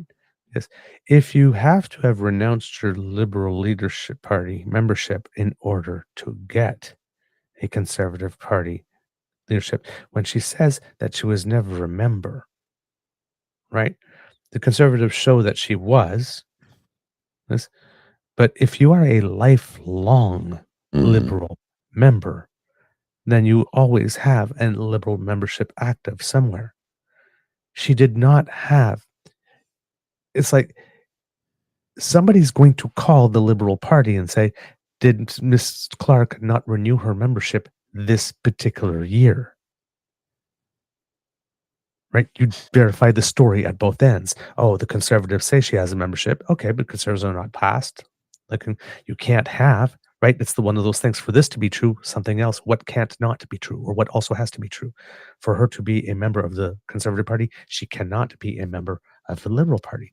Correct. So you pick up the phone and you call the Liberal Party and you ask, was she a member during this period? Now, they probably did that. Because, well, she says she wasn't a member of the Liberal Party at that time. Okay. How long had she not been a member of the Liberal Party at that time? Was it before that or that? Because if it was just for that 1 year, that's fine. But if she had not been a member for 4, 5, 6 years at one point, then she's not a lifelong Liberal now, is she either? No. Lie. It's lie some more. Keep telling the same lie. And as in everything, it wasn't the alleged crime or that which Conservatives wanted Liberal voters to think was a crime. She's a Liberal who once held a membership for the Conservative Party. She's not the real deal. She's not pure. She's a mudblood. This, and you covered up. You covered up the alleged crime, which was not one at all. But clearly you thought it was because you felt you needed to cover up. And now you just shot yourself all throughout the foot. Now, in that interview, the first one, notice how she very cleverly pivoted to open up another subject of a conversation as she moved away from it like this. And at one time, Catherine Cullen tried to go, but, and like this, and then she kept talking and whatnot to then make it like a sort of like a minute and a half since that moment had passed. And hopefully they talk about something else. And that did kind of work-ish. But, she's a fast talker. I'm not a big fan of fast talkers. She's just trying to baffle us with bullshit. And I think a few people may have been baffled by it. All I thought was, lady, you've been lying for decades. And now you got caught in a whopper of a lie. An easily proven lie. Like this is not even a good lie. I know. Why lie about that when you know it could be so easily disproven? And telling the truth isn't even a bad thing. Yeah, I was trying to help somebody out because it was you took a membership in that party for the specific reason she did. And I didn't have a friend to vote for with whom I was a colleague for several years at the same level, the same job in the country, who can understand my pain. You took the membership so you could vote against Pierre Poilievre. I did it just out of spite. She did it to help a friend and then lied about doing it. This is not the kind of person we want as a leader of a federal political party. Let's put it this way. Not good.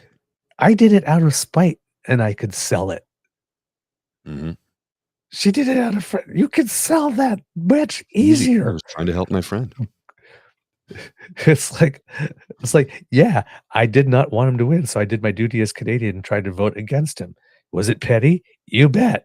I'm only human. Sue me. So that would be my answer. Like this. And so she's got a much more noble answer than even I did, and people would understand mine. So I mean, it's really weird what people choose to lie about Mm-hmm. and when. And now we have the irony, of course, of someone just making shit up, getting instant karma when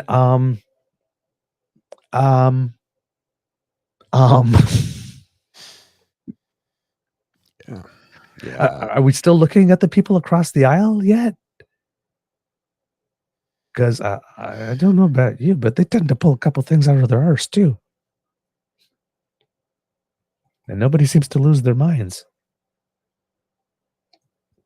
We can start with that alleged carbon tax going up to 61 cents and maybe ask him to show his math like a third grader. You need to show your work. You need to show your work. Okay, where's Katie Porter with a whiteboard when you need her? Oh, seriously.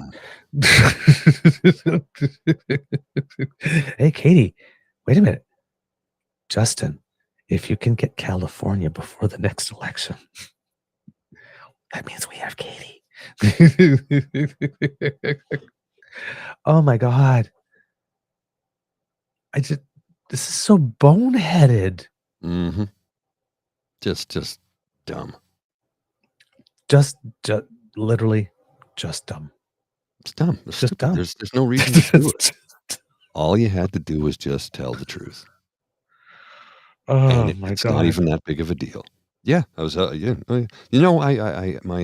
had to wait till my membership in the Liberal Party had lapsed, and instead of renewing, I got myself a Conservative Party membership so I could vote for my friend to become leader of the party because I thought that he was the best choice for the country.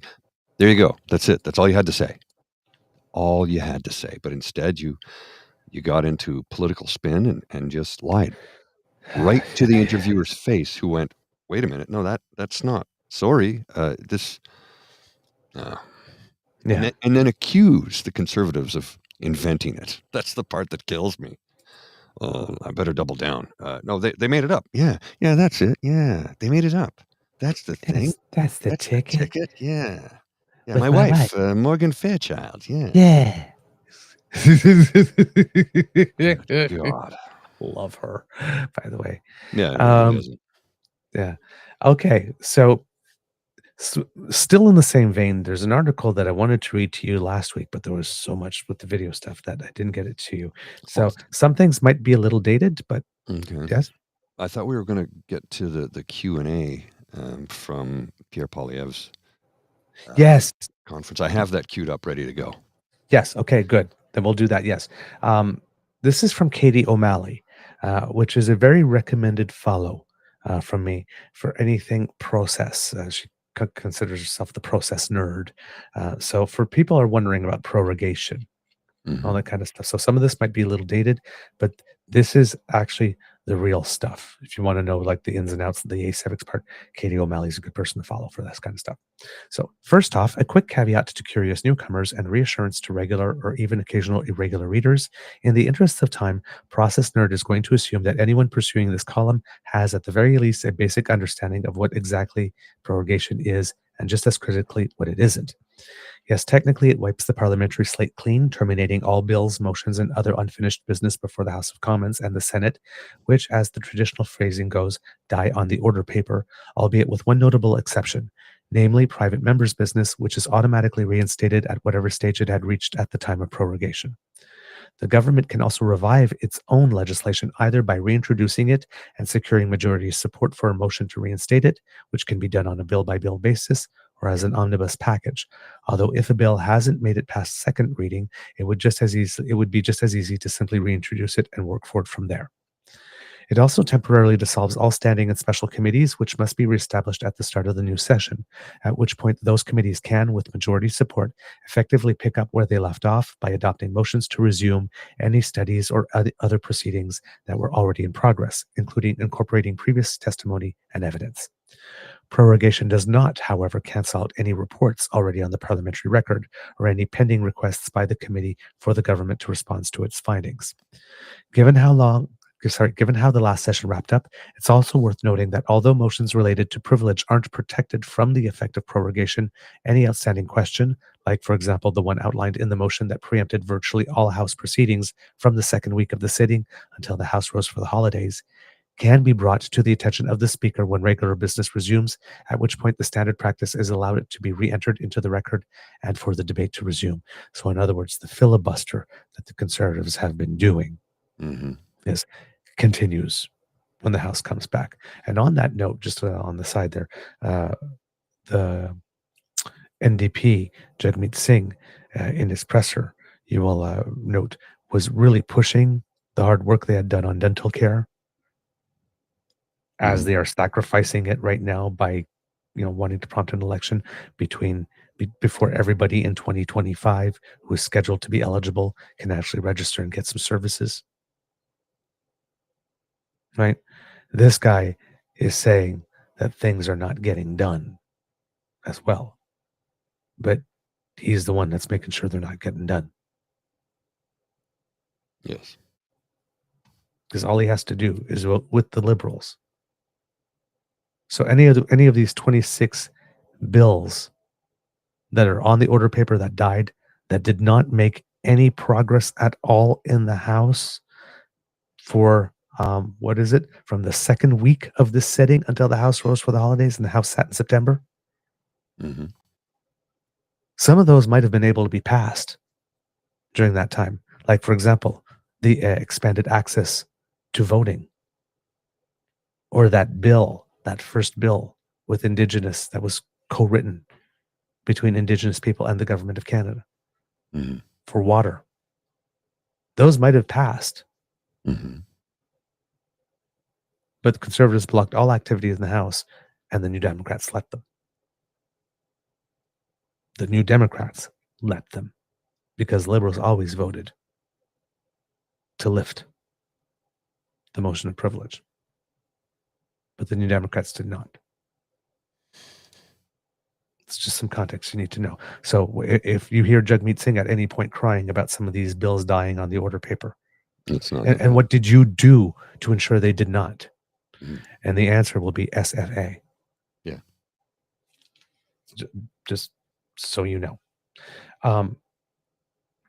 So the filibuster will continue. Prorogation also has no effect on any House order that was in place when the proclamation was issued, which would include the motion that triggered the aforementioned privilege debate by instructing the government to hand over all documents, records, and other material related to the now defunct green funding agency Sustainable Development Technology Canada to the RCMP. So that still has to continue. That's still going on, but we also have to remember that the Speaker of the House, even though they said that the government should probably give the records, because technically I know why the government's not giving the records, because they know what the Conservatives wanted to do with them, because they've said out loud, and what they want to do with them is illegal. If not illegal, could have some damaging effects, and the RCMP could not use the documents, because using them they would have obtained the information unconstitutionally and can't serve. So this is a stunt, but you cannot not give people information that they are entitled to because you fear what it is that they are going to do with it. You have to give it to them, and then they need to screw up or fuck up with the information, and then right?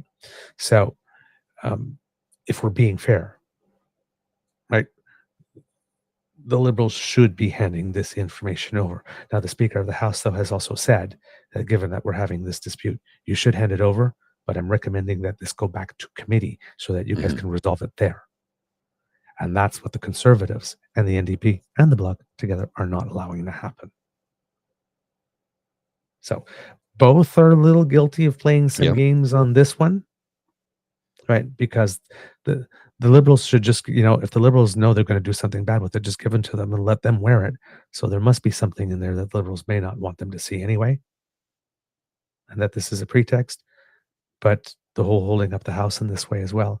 You can't hold up the House and then claim, oh my God, but the bills aren't passing. Well, they could pass because you showed us it could happen with the GST holiday. All you have to do is vote, make an exception for this one bill. So those are all bills that you've decided were expendable. And you have since the second week of this sitting. So it's not something that you've just done. It's something you've committed to. You've committed to this bit for at least 3 months. And remember, Pierre Poilievre was, I'm going to give you a powerful paycheck by cutting taxes. We're going to cut taxes. Not like that. Don't do that. That's a trick. It's just a trick. Really? Because I noticed when I paid for dinner the other night, there was no tax on it. Like none. Like zero. Yep. So how is that a trick? Yeah. I saved 13%. Yep. Right off the top. Right. How is that a trick? Because I'm not that smart, so I really don't understand the trick part of this. Mm-hmm. Yeah. It's a tax holiday. Yeah. The article goes on. Given all the above, it's at least theoretically possible that the new session could be ensnarled in the very same open-ended standoff that brought most parliamentary business to a halt over the fall sitting, if that is, it was on track to make it to the end of the week. Remember how the government and the Speaker and ultimately the House of Commons had to scramble to find a procedural workaround to ensure the supplementary estimates would go to a vote before the supply cycle wrapped up on December 10th? The next supply cycle is due to expire on March 26th, 2 days after Parliament is scheduled to reopen for the launch of a new session, which neatly sets the stage for the newly installed Prime Minister and their government to face not one but two make-or-break confidence votes within the first 2 days of the sitting. Although with all three main opposition parties having now reiterated their respective commitment to bringing down that same government at the earliest possible opportunity, only one of those votes may actually take place. Right. For a minority government, it doesn't matter how many confidence votes you survive. It only takes one to trigger a quick trip to Rideau Hall. This is why it's worth keeping in mind that the next Liberal leader is under no obligation to face the House of Commons at all. As soon as they're sworn in, they will assume all the powers and prerogatives reserved for the Prime Minister, up to and including the right to ask Governor-General Mary Simon to dissolve the 44th Parliament before its pre-scheduled date of return and put their faith in the hands of the electorate. But wait, you ask, what about the estimates? What happens if the government falls before the House can sign off on the latest spending plans? That is a very good question. Mm-hmm. That's where special warrants come in by providing a limited window in which money can be spent without prior parliamentary approval. Although no longer accessible during prorogation, special warrants can be used from dissolution until 60 days after the return of the writs from the general election, which is meant to provide enough financial runway to keep the lights on until the new government has a chance to table a fresh batch of estimates. If the timing wasn't so very precarious, the new Prime Minister could instead request that the prorogation be extended. As House of Commons Procedure and Practice notes, the fifth session, and this is a quote, the fifth session of the 24th Parliament, originally set for November 7, 1961, was changed by successive proclamations to December 16, 1961, then January 25, 1962, and finally to January 18, 1962. In this case, however, the looming deadline to pass or alternately not pass the estimates takes that option off the table. So given the near certainty that their government would fall within the first 3 days of the session, why would the new Liberal leader put themselves and their caucus through the process of cobbling together a speech from the throne that likely won't even get a chance to go to a vote? Sure, it would provide a familiar platform to outline their vision, which can then be repackaged into a campaign platform. But if there's absolutely no chance that another party could be tempted into backing their play, why not just skip the red carpet and go straight to the hustings? It would also avoid the procedural awkwardness that would result from the selection of a new leader that doesn't currently hold a seat in the House of Commons, although presumably he or she could still take the designated seat in the Senate during the reading of the speech itself. That's assuming Mark Carney wins, for example. Correct. Given the 20-point and counting lead that the Conservatives currently have in the polls, it's hard to see how it could possibly make things worse for Trudeau's replacement, and it would at least deprive the other parties of the satisfaction of voting them out of office. So there you go. A little background on prorogation, what it allows and what it doesn't, so that you know. Okay, Mr. Grizzly, the Q&A session from Pierre is... and again, it's. I still have not seen, not counting conservative voices or blue checkmark accounts, I've not seen anyone think it was good yet. Or be able to make a counter case. Well, maybe it wasn't so bad, or he was trying to do this. And say, there's been nothing. It was just bad. Seems to be the consensus. All right. Sorry, I'm just trying to get to the Q&A because it reset itself. So give me a minute while I find it here. Okay. Pierre has been very quiet over the course of the weekend as well. I'm sorry? Say Pierre that has been again? Pierre has been Oh, very yeah. quiet over the course of the weekend as Sorry, well. he's speaking in my ear at the same time here, so it's Oh, that's that's an odd time for me to say he's been very quiet.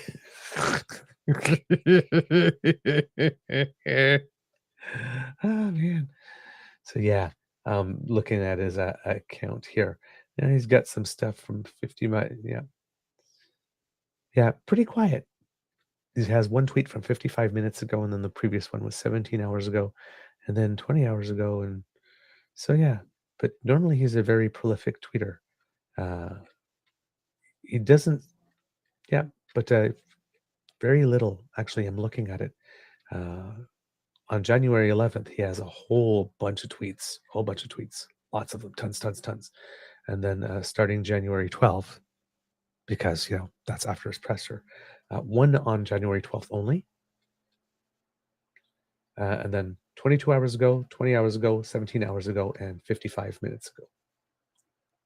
Oh, and okay. reposted something from Leslyn Lewis just a couple of seconds before that. But that's it. So he said fewer tweets on the 12th and 13th Today's than the 13th. he's had. Though. Yes, but fewer tweets on the 12th and 13th than he's had all day on the 11th. There's just so many. So many. So I have the Q&A session at the end of his 24-minute rambling tale of bullshit. Mm-hmm. So here we go. Thank you. We'll now take questions from the floor. Bonjour, Monsieur Poilievre, Christian Noël. Mr. Poilievre, Christian Noël, Radio-Canada. We don't have much time, so could you please answer questions in French and English? Canada is now organizing its response to Trump tariffs. According to you, energy, oil, gas, and electric power should be part of the reply. How should it be part of the reply? Should there be tariffs imposed on those energy sources, and if yes, how? Putting tariffs on U.S. energy isn't very useful because we are selling energy to the U.S., not the other way around. We sell over $100 billion worth of oil and gas to the U.S. 100% of our trade surplus with the U.S. comes from energy.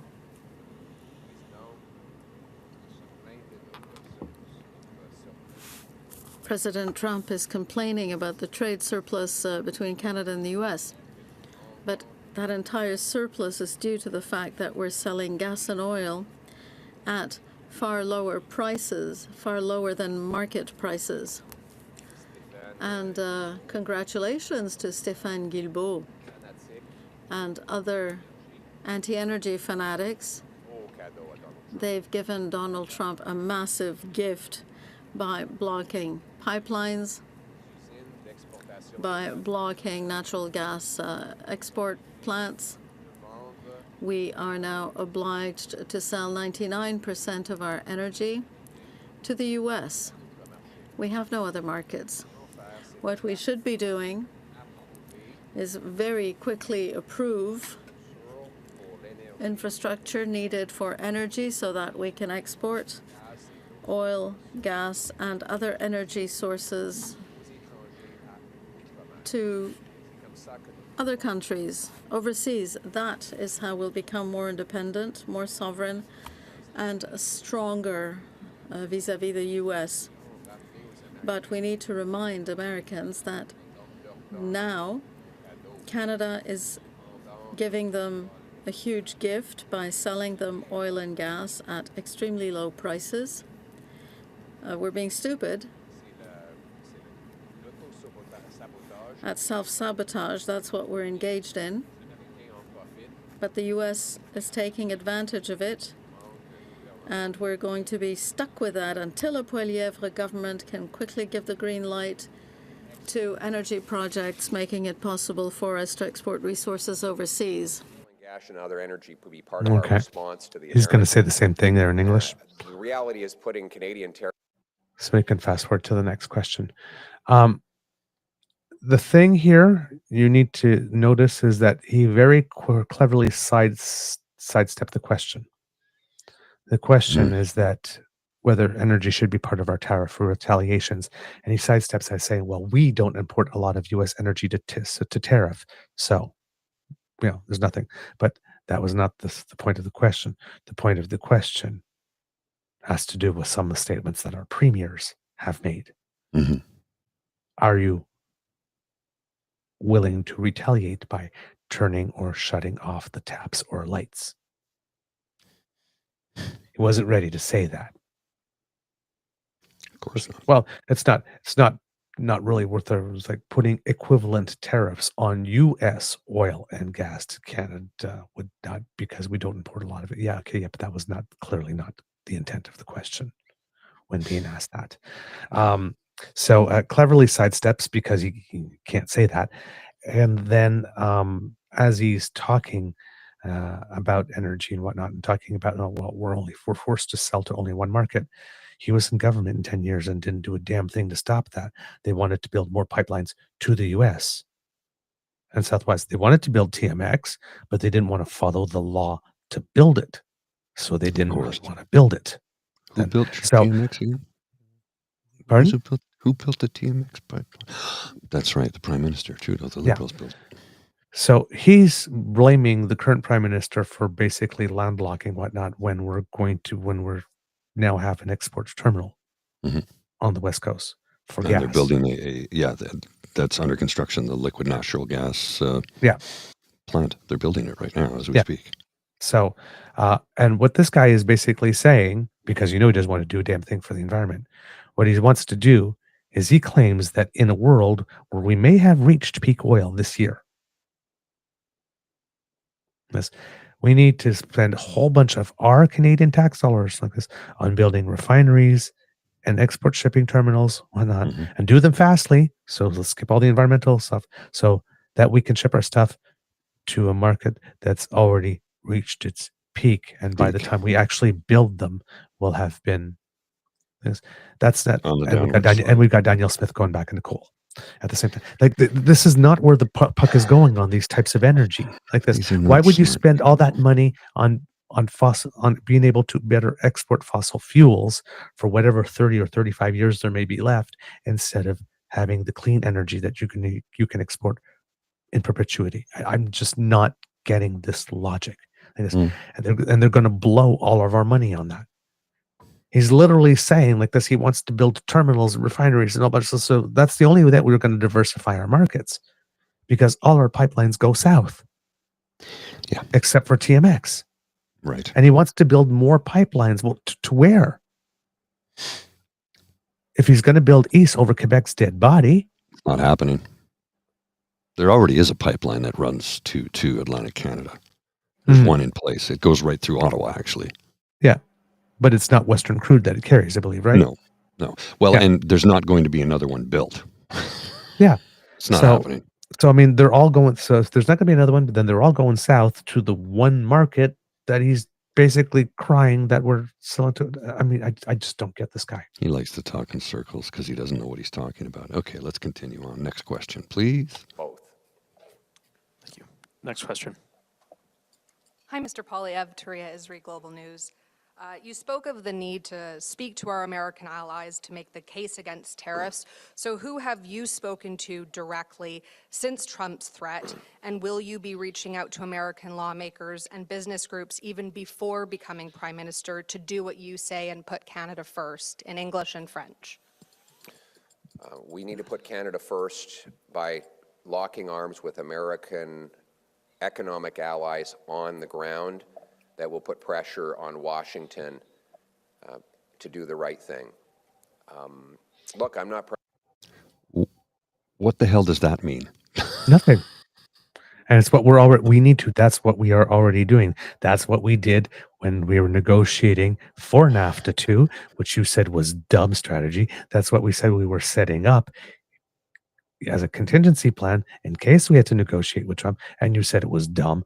And then Trump became president-elect, and we sent people down there, and you said it was dumb. And now you're calling us for doing the thing you said is dumb. It's because he didn't do it. If he does it, it's smart. If anybody else does it, it's dumb. We'll continue. Prime Minister, I respectfully ask the Canadian people to give me the chance to serve them in that role. You don't respectfully do anything. You've never done anything respectfully in your life. But notice that, again, right? The question is, did you do it? Right? Mm-hmm. Did you do this thing? Did you talk to anybody? It's like, I'm not the Prime Minister. Oh, now you're not the Prime Minister. Suitable when it suits his needs, right? That is. We'll continue. But that's why we need an axe the tax election now. I need the mandate. The mandate to put our country first, to make the case to the Americans, to bring home production and paychecks to this country, to take back control and end the NDP Liberal chaos. The only way to get that is with an axe the tax election, and that's what I'm calling for Justin Trudeau to launch today. Je suis pas le Premier ministre. Nope. So this is bullshit of the highest order, because for those of you who have been watching this show, the Prime Minister brought together the leaders of all the parties in one room, told them what was going on economically. Yes. And Pierre Poilievre had 14 seconds. Apparently he was being a little bitch in that room, trying to advocate for different things like this, but things were being made clear. Punk. He was being a little punk. Be a little punk. Yes. But he emerged from that, and for 15 seconds we saw a side of Pierre Poilievre that had committed, saw the seriousness of this, and that committed to do what he could to talk to the U.S. He said it. We showed you the clip on the show. Mm-hmm. The father mucker didn't do a damn thing to help the country. No. If it doesn't help him, he won't do anything. He got that call, came back out a couple of minutes later, carbon tax, like this, and didn't talk to anybody all this time. He said, I didn't have a mandate. Yeah, you did. You had a mandate. You had a mandate when the Prime Minister brought you into that room, all 5 of you, and asked you to do this. Mm-hmm. And then when you went to the country and you said in front of a mic that you would, you had a mandate. You did not need to be Prime Minister to go to the United States and speak to your personal contacts.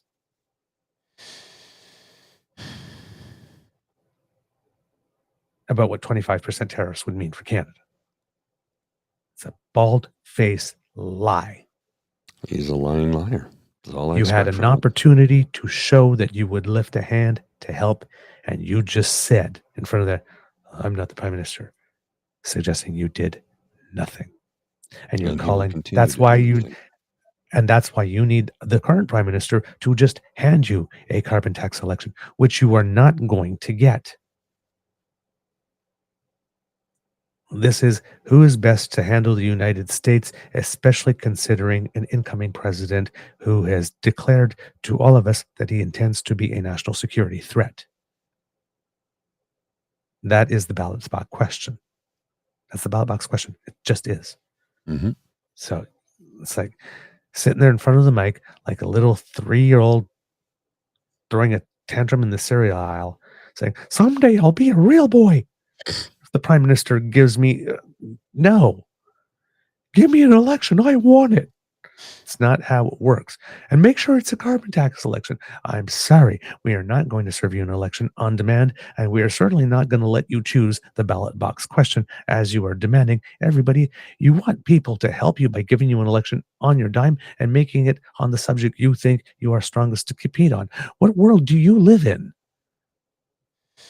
What world do you live in? Do you think you're even entitled to ask for that, even less expect it? Dude. Mm-hmm.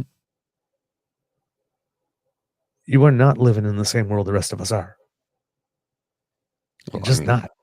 Of course not. He lives in a, 17-room mansion? But he was asked to do something for the country. The Prime Minister had a special extraordinary meeting. It's almost never done. He went from the mics and said that he would. He did not. Once again, he chose not to be on Team Canada. If it doesn't benefit him, he won't do anything. I don't know how often we have to tell everybody this. Probably every day until the election. If it does not further his interests, he won't do a thing to help. He won't lift a finger. He may pay you lip service, but that's it. We'll continue. I think this might be. I think there's one more question after this. I'm not sure. I think he took 4 in all. Thank you. Stephanie Levitz, the Globe and Mail. Hello, Mr. Poilievre. Happy New Year. Likewise. For the first time in our living memory, a U.S. president is directly threatening our country. We have an election that's only weeks away, likely. Can you walk us through why you think Axe the Tax is still the ballot box question for this election and not something else? Yes, because I think that it's ironic we have an American president who's threatening tariffs on Canada, and we have a Canadian government that is threatening even more devastating tariffs on Canada in the form of a carbon tax that will rise to 61 cents a litre. You know, the only person that would like the Canadian carbon tax to go to 61 cents a litre more than the NDP Liberals is President Trump, because he'll be on the phone with our trucking companies, our factories, our mines. He'll be saying, pick up your billions of dollars and move 50 kilometers south, create the jobs for Americans, and leave the carbon tax behind.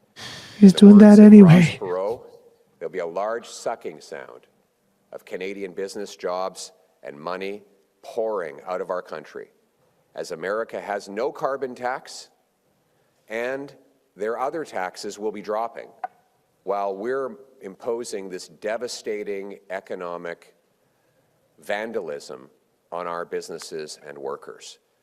The only way to bring home paychecks and production is through massive tax cuts on work, savings, investment, making stuff in Canada, and energy.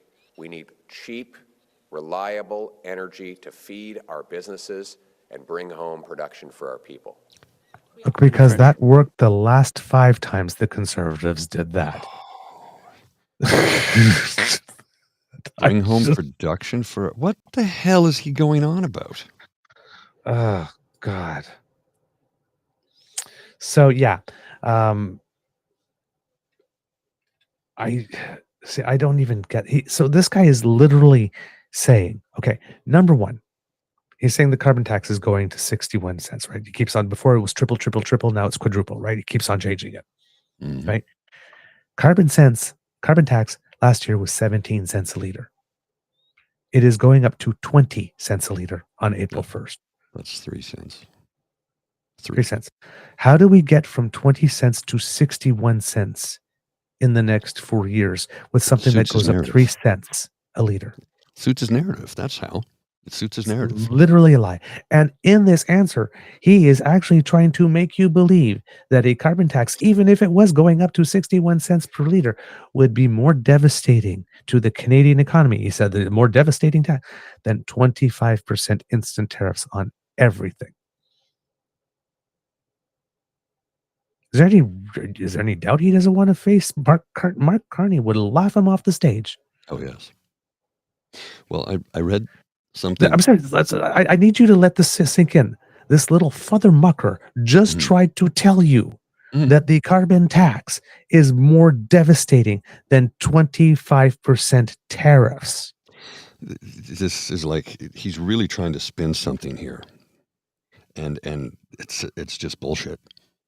A 25% tariff on anything is worse than a 3 cent tax increase. 3 cents. It's going from 17 cents a liter to 20 in April. And he says 61. Maybe. And that 3 cents per liter is divided per unit of thing in that truck that's being. This guy can't even lie well. He can't even lie well.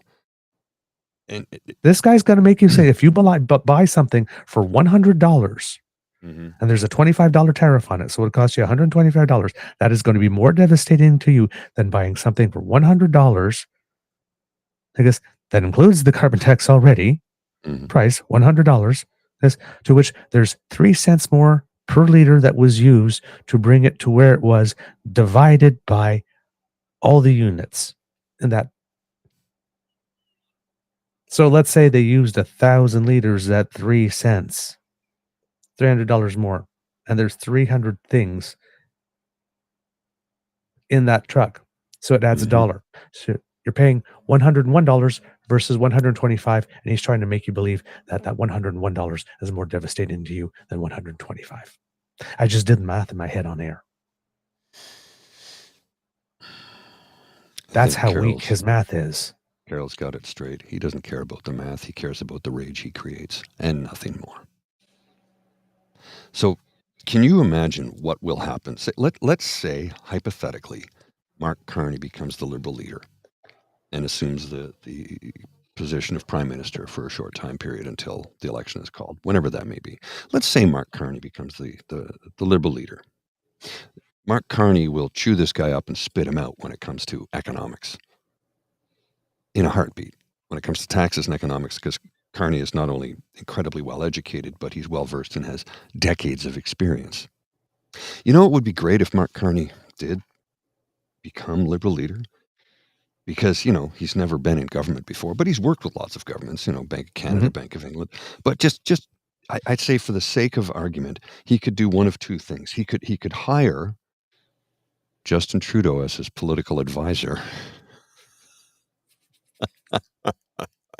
Or, even better, appoint him to be the ambassador to the United States of America. Ooh. Either way, it would make his skin crawl. But you know what's interesting? That you mentioned that? You might be a little... Mark Carney did not make Justin Trudeau his economic advisor, but his campaign leadership campaign manager is Jerry Butts. Yes, I know. Yeah. Christopher Freeland went and got Tom Alice and poached him from Bonnie Crombie. Yeah. So, yeah, going to be some interesting times ahead. Listen, it's going, if it's just them two, it's going to be a good debate. Yes. On all things economics. I mean, and if they're really serious about tacking to the right and center right, because you've got, I don't know how Mark Carney, because Mark Carney does believe in the carbon stuff, so like this, but I mean, you can come to that from a right perspective. I mean, the carbon tax was Stephen Harper's idea to it, but it will be interesting. But I would think, just on the surface, first blush, without doing any research or anything, one would think that Miss Freeland might be a little more to the right than Mr. Carney. But Mr. Carney could be a very solidly center-right banker who just sees the economic numbers on environment.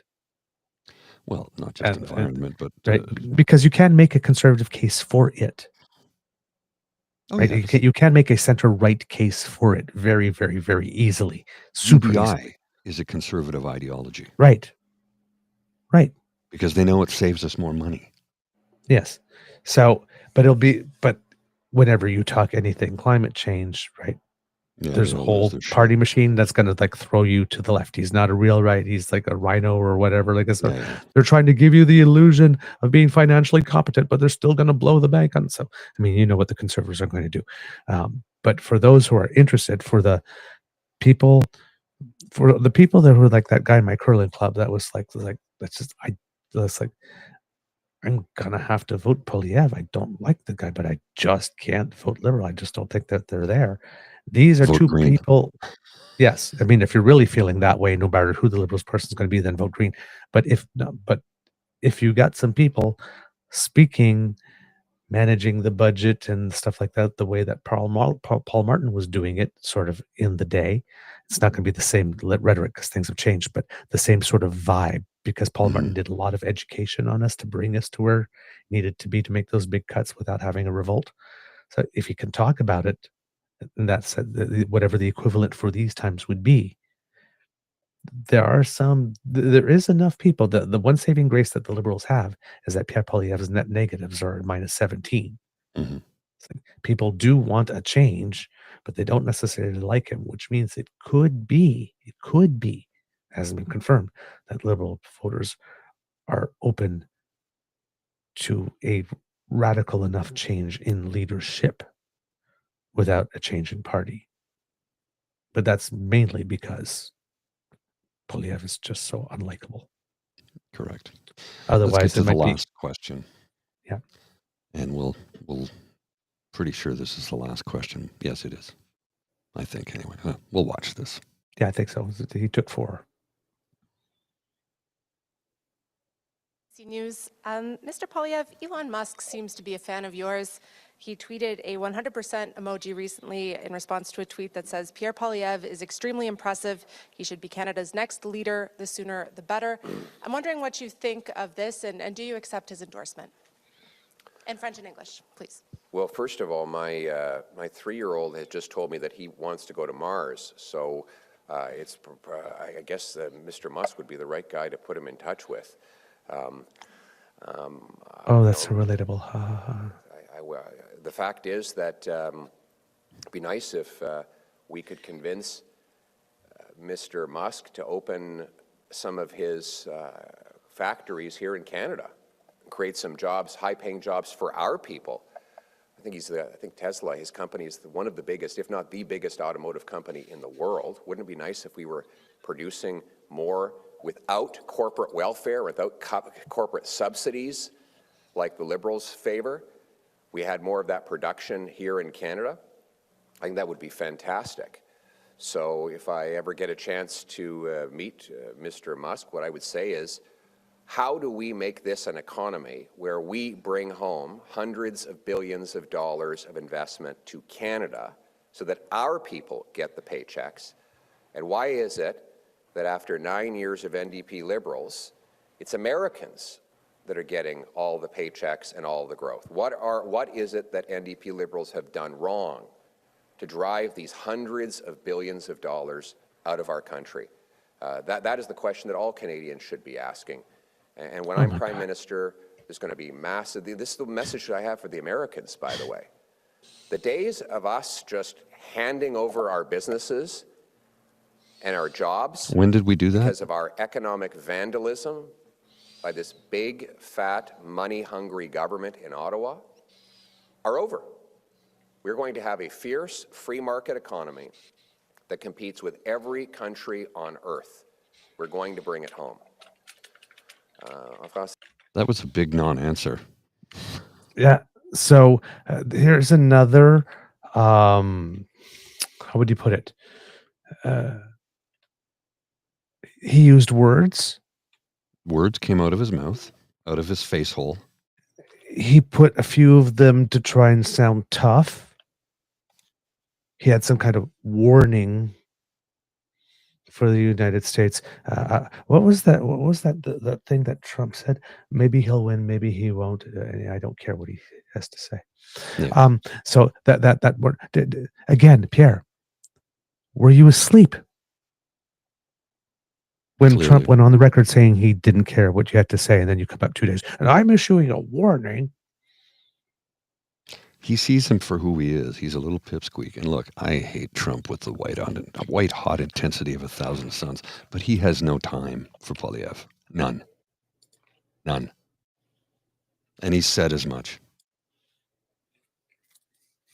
It's like, and then, of course, talking about what if all those billions of dollars of investment were Canada? Well, that would be a great thing. Well, of course it would be a great thing. But he's talking about all these billions of investments going to the United States instead of coming here. Like there wouldn't be billions of dollars of investments going to the United States, even if we had great policy, because it's the United States. Like that money was owed to us and we're just letting it all slip. Right? And then it's like, do you accept his endorsement? Doesn't say yes, doesn't say no, but we should be having, making some propositions to him to bring some of his business here. Like was where we could, and not like give any subsidies and whatnot. It's like, dude, Elon Musk is the corporate welfare queen of the world. Yes, he is. He lives on government contracts and subsidies. For his cars, for his rockets, for his boring companies. The guy's he's a billionaire because of what's that magic word that Americans are so afraid of? Socialism. And again, if you've been asleep, Mr. Poilievre, Elon Musk is currently interfering very much in UK politics and very much in German politics, particularly, like coming out in support for the AfD, which I believe in that sort of condemnation after Leslyn Lewis, after like 5 days or 3 days, like this, that you allegedly say came from you, but well, we know is that Brian Lilly said it, that you said that type of movement was despicable and yucky and all that kind of stuff. You wanted us to believe that you believe that, but the guy that you're saying that we should ask him for his advice on how we become a more prosperous nation, attract more international business and investment, is literally on the internet shilling for a party that is so right-wing in Germany that the right-wing parties don't want to work with it. And now in Germany, I believe there are 60 different places that have voted to not use your platform anymore in their country because you're supporting, for lack of a better word, if not Nazis, really, really, really want to be Nazis or Nazi-ish or Nazi-adjacent or Nazi-abutting or so you would think that in Canada, in a pluralist, multicultural country and multi-faith country and multi-sexual orientation, gender identity country, that when someone goes and supports the AfD and you are given an opportunity to ask what you think about their endorsement, you run. Now, he doesn't accept the endorsement. He doesn't reject it, but he says we should be opening up, having him do more business here, which seems to me that you're accepting the endorsement because the only reason Elon Musk is endorsing the people is because he's on a shopping spree buying governments. That's what he's doing.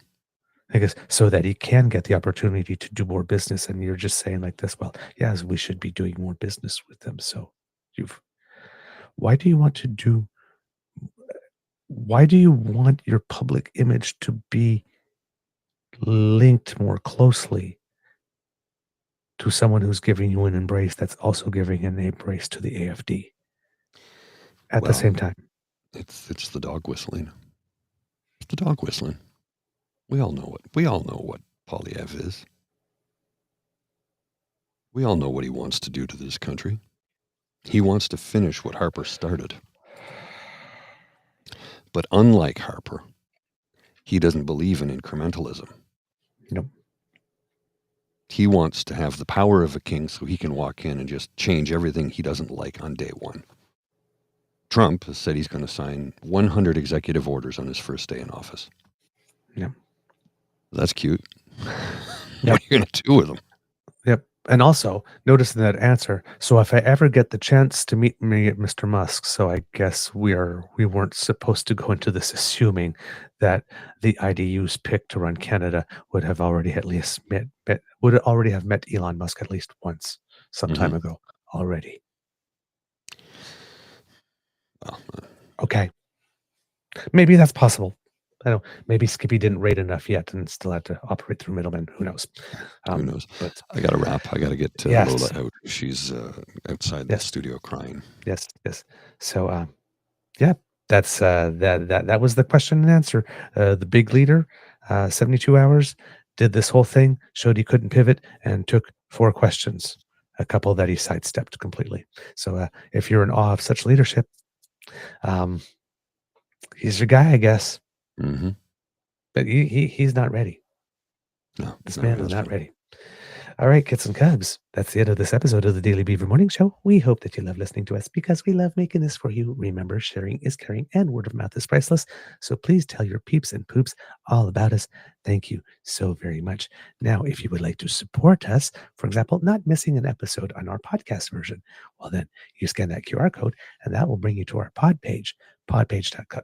Sorry, let's try that again. Podpage.com/The True North Eager Beaver with a hyphen between each one of those words. And if you go there and click subscribe when we have something fresh off the bandwidth, it comes directly to you. Now, if you'd like to support us in other ways, then you need to make like Elaine and get yourself on down to the True North Eager Beaver Media Incorporated YouTube page where we have some buttons like, share, and subscribe.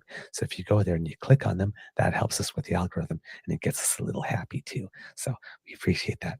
Now, if you'd like to help us in yet another way, let's say, maybe financially, well, it just so happens that we have a tip jar and it's at our coffee page. It's called coffee because, well, we ask if you would buy us a coffee. Attaboy.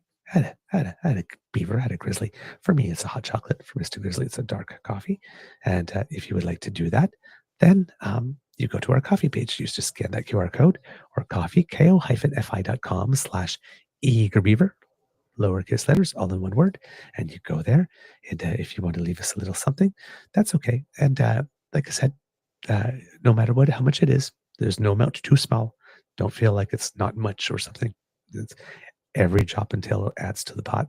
And if you're not able to contribute financially, you don't need to worry because the gift of your participation and your attention and doing stuff like retweeting our shows, that means just as much, if not more. So we appreciate everything that you do. Love watch us, hate watch us. Just watch us. That's all. Just watch us. Yes. Just watch us. So just watch us. So we love to hear from you. TrueNorthEagerBeaver@gmail.com is our email address. You can reach us at the Blue Sky Beaver Lodge, at True Eager, at the Bad Place on the Jitter, Thunder Lightning. Also at True Eager, at our original home on Facebook, True North Eager Beaver. And if you're listening to us on YouTube, and we encourage you to do so if you are, especially if you're watching live, so that you can converse with the best damn fam in all of podcasting, well, we have a little comment section below and let us know what you think there. All right. We appreciate it very much because democracy is something that you do, kids and cubs. Again, if you happen to be in the province of Ontario, it would be a good idea to write Premier Ford and ask him when it is that Lisa MacLeod will no longer be a member of his caucus. That would be very good. And if you are in Alberta, you might want to write some MPs and wonder why it is that Danielle Smith's allegedly 6-day trip to Washington, D.C., and if the inauguration is on the 20th, you'd assume she'd be there on the 14th, started with her being in Mar-a-Lago a couple days before even more. She's traveling on your dime. Yes. She's traveling on your dime. She already thought that she deserved 6 days off to go to the inauguration before she scored tickets. And now she's at Mar-a-Lago itself with Jordan Peterson and Kevin O'Leary, who, by the way, Kevin O'Leary clearly got his assignment, and it's to take down Gavin Newsom. He's been posting that Gavin Newsom is the Justin Trudeau of the United States. So we know what mission Felicia has been given. Well, here, this is, I was going to save this for the Easter egg, but it's O'Leary. Do you, Governor Smith of Alberta, take this convicted felon and serial sex offender to be your master and God? Smith, yes, with all my heart, oil, coal, and anything else he wants. O'Leary, Governor Smith, you may now kiss Trump's arse. Pretty much. Yeah. Remember, kids and cubs, she's the one that during the pandemic wanted to create this little zone with Ron DeSantis, little places in the United States that only Albertans could fly to, maybe create this new type of republic type thingy. She was already talking about some type of union back then. She told y'all who she was.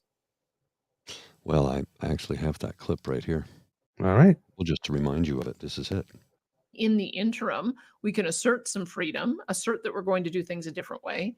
Maybe we get a cross-border agreement with Ron DeSantis. Maybe he has a little zone in Florida that we would be able to fly direct to. Maybe we can develop bilateral agreements with other free states, red state jurisdictions in the U.S., or even internationally that would allow for us to have a little more autonomy. I don't know, but I think it's... She told y'all who she was. Y'all didn't listen. You gave her 91.5%. Just saying. Mr. Grizzly, do you have some words of wisdom, please? I'm all out. I'm tapped, man. I got nothing today. That's okay. When you write that letter, you might want to ask from whom she got the tickets, what she needed to promise to get them. I mean, she is in the land of, but first you must do me a favor, though. Yeah. Just saying. Quid pro quo. All right. I flew air quid pro quo. Mm-hmm. So, this is not a good look. All right, everyone. Be kind to and gentle with yourself. Mr. Grizzly, cue the cock. You are listening to a True North Eager Beaver Media Incorporated podcast.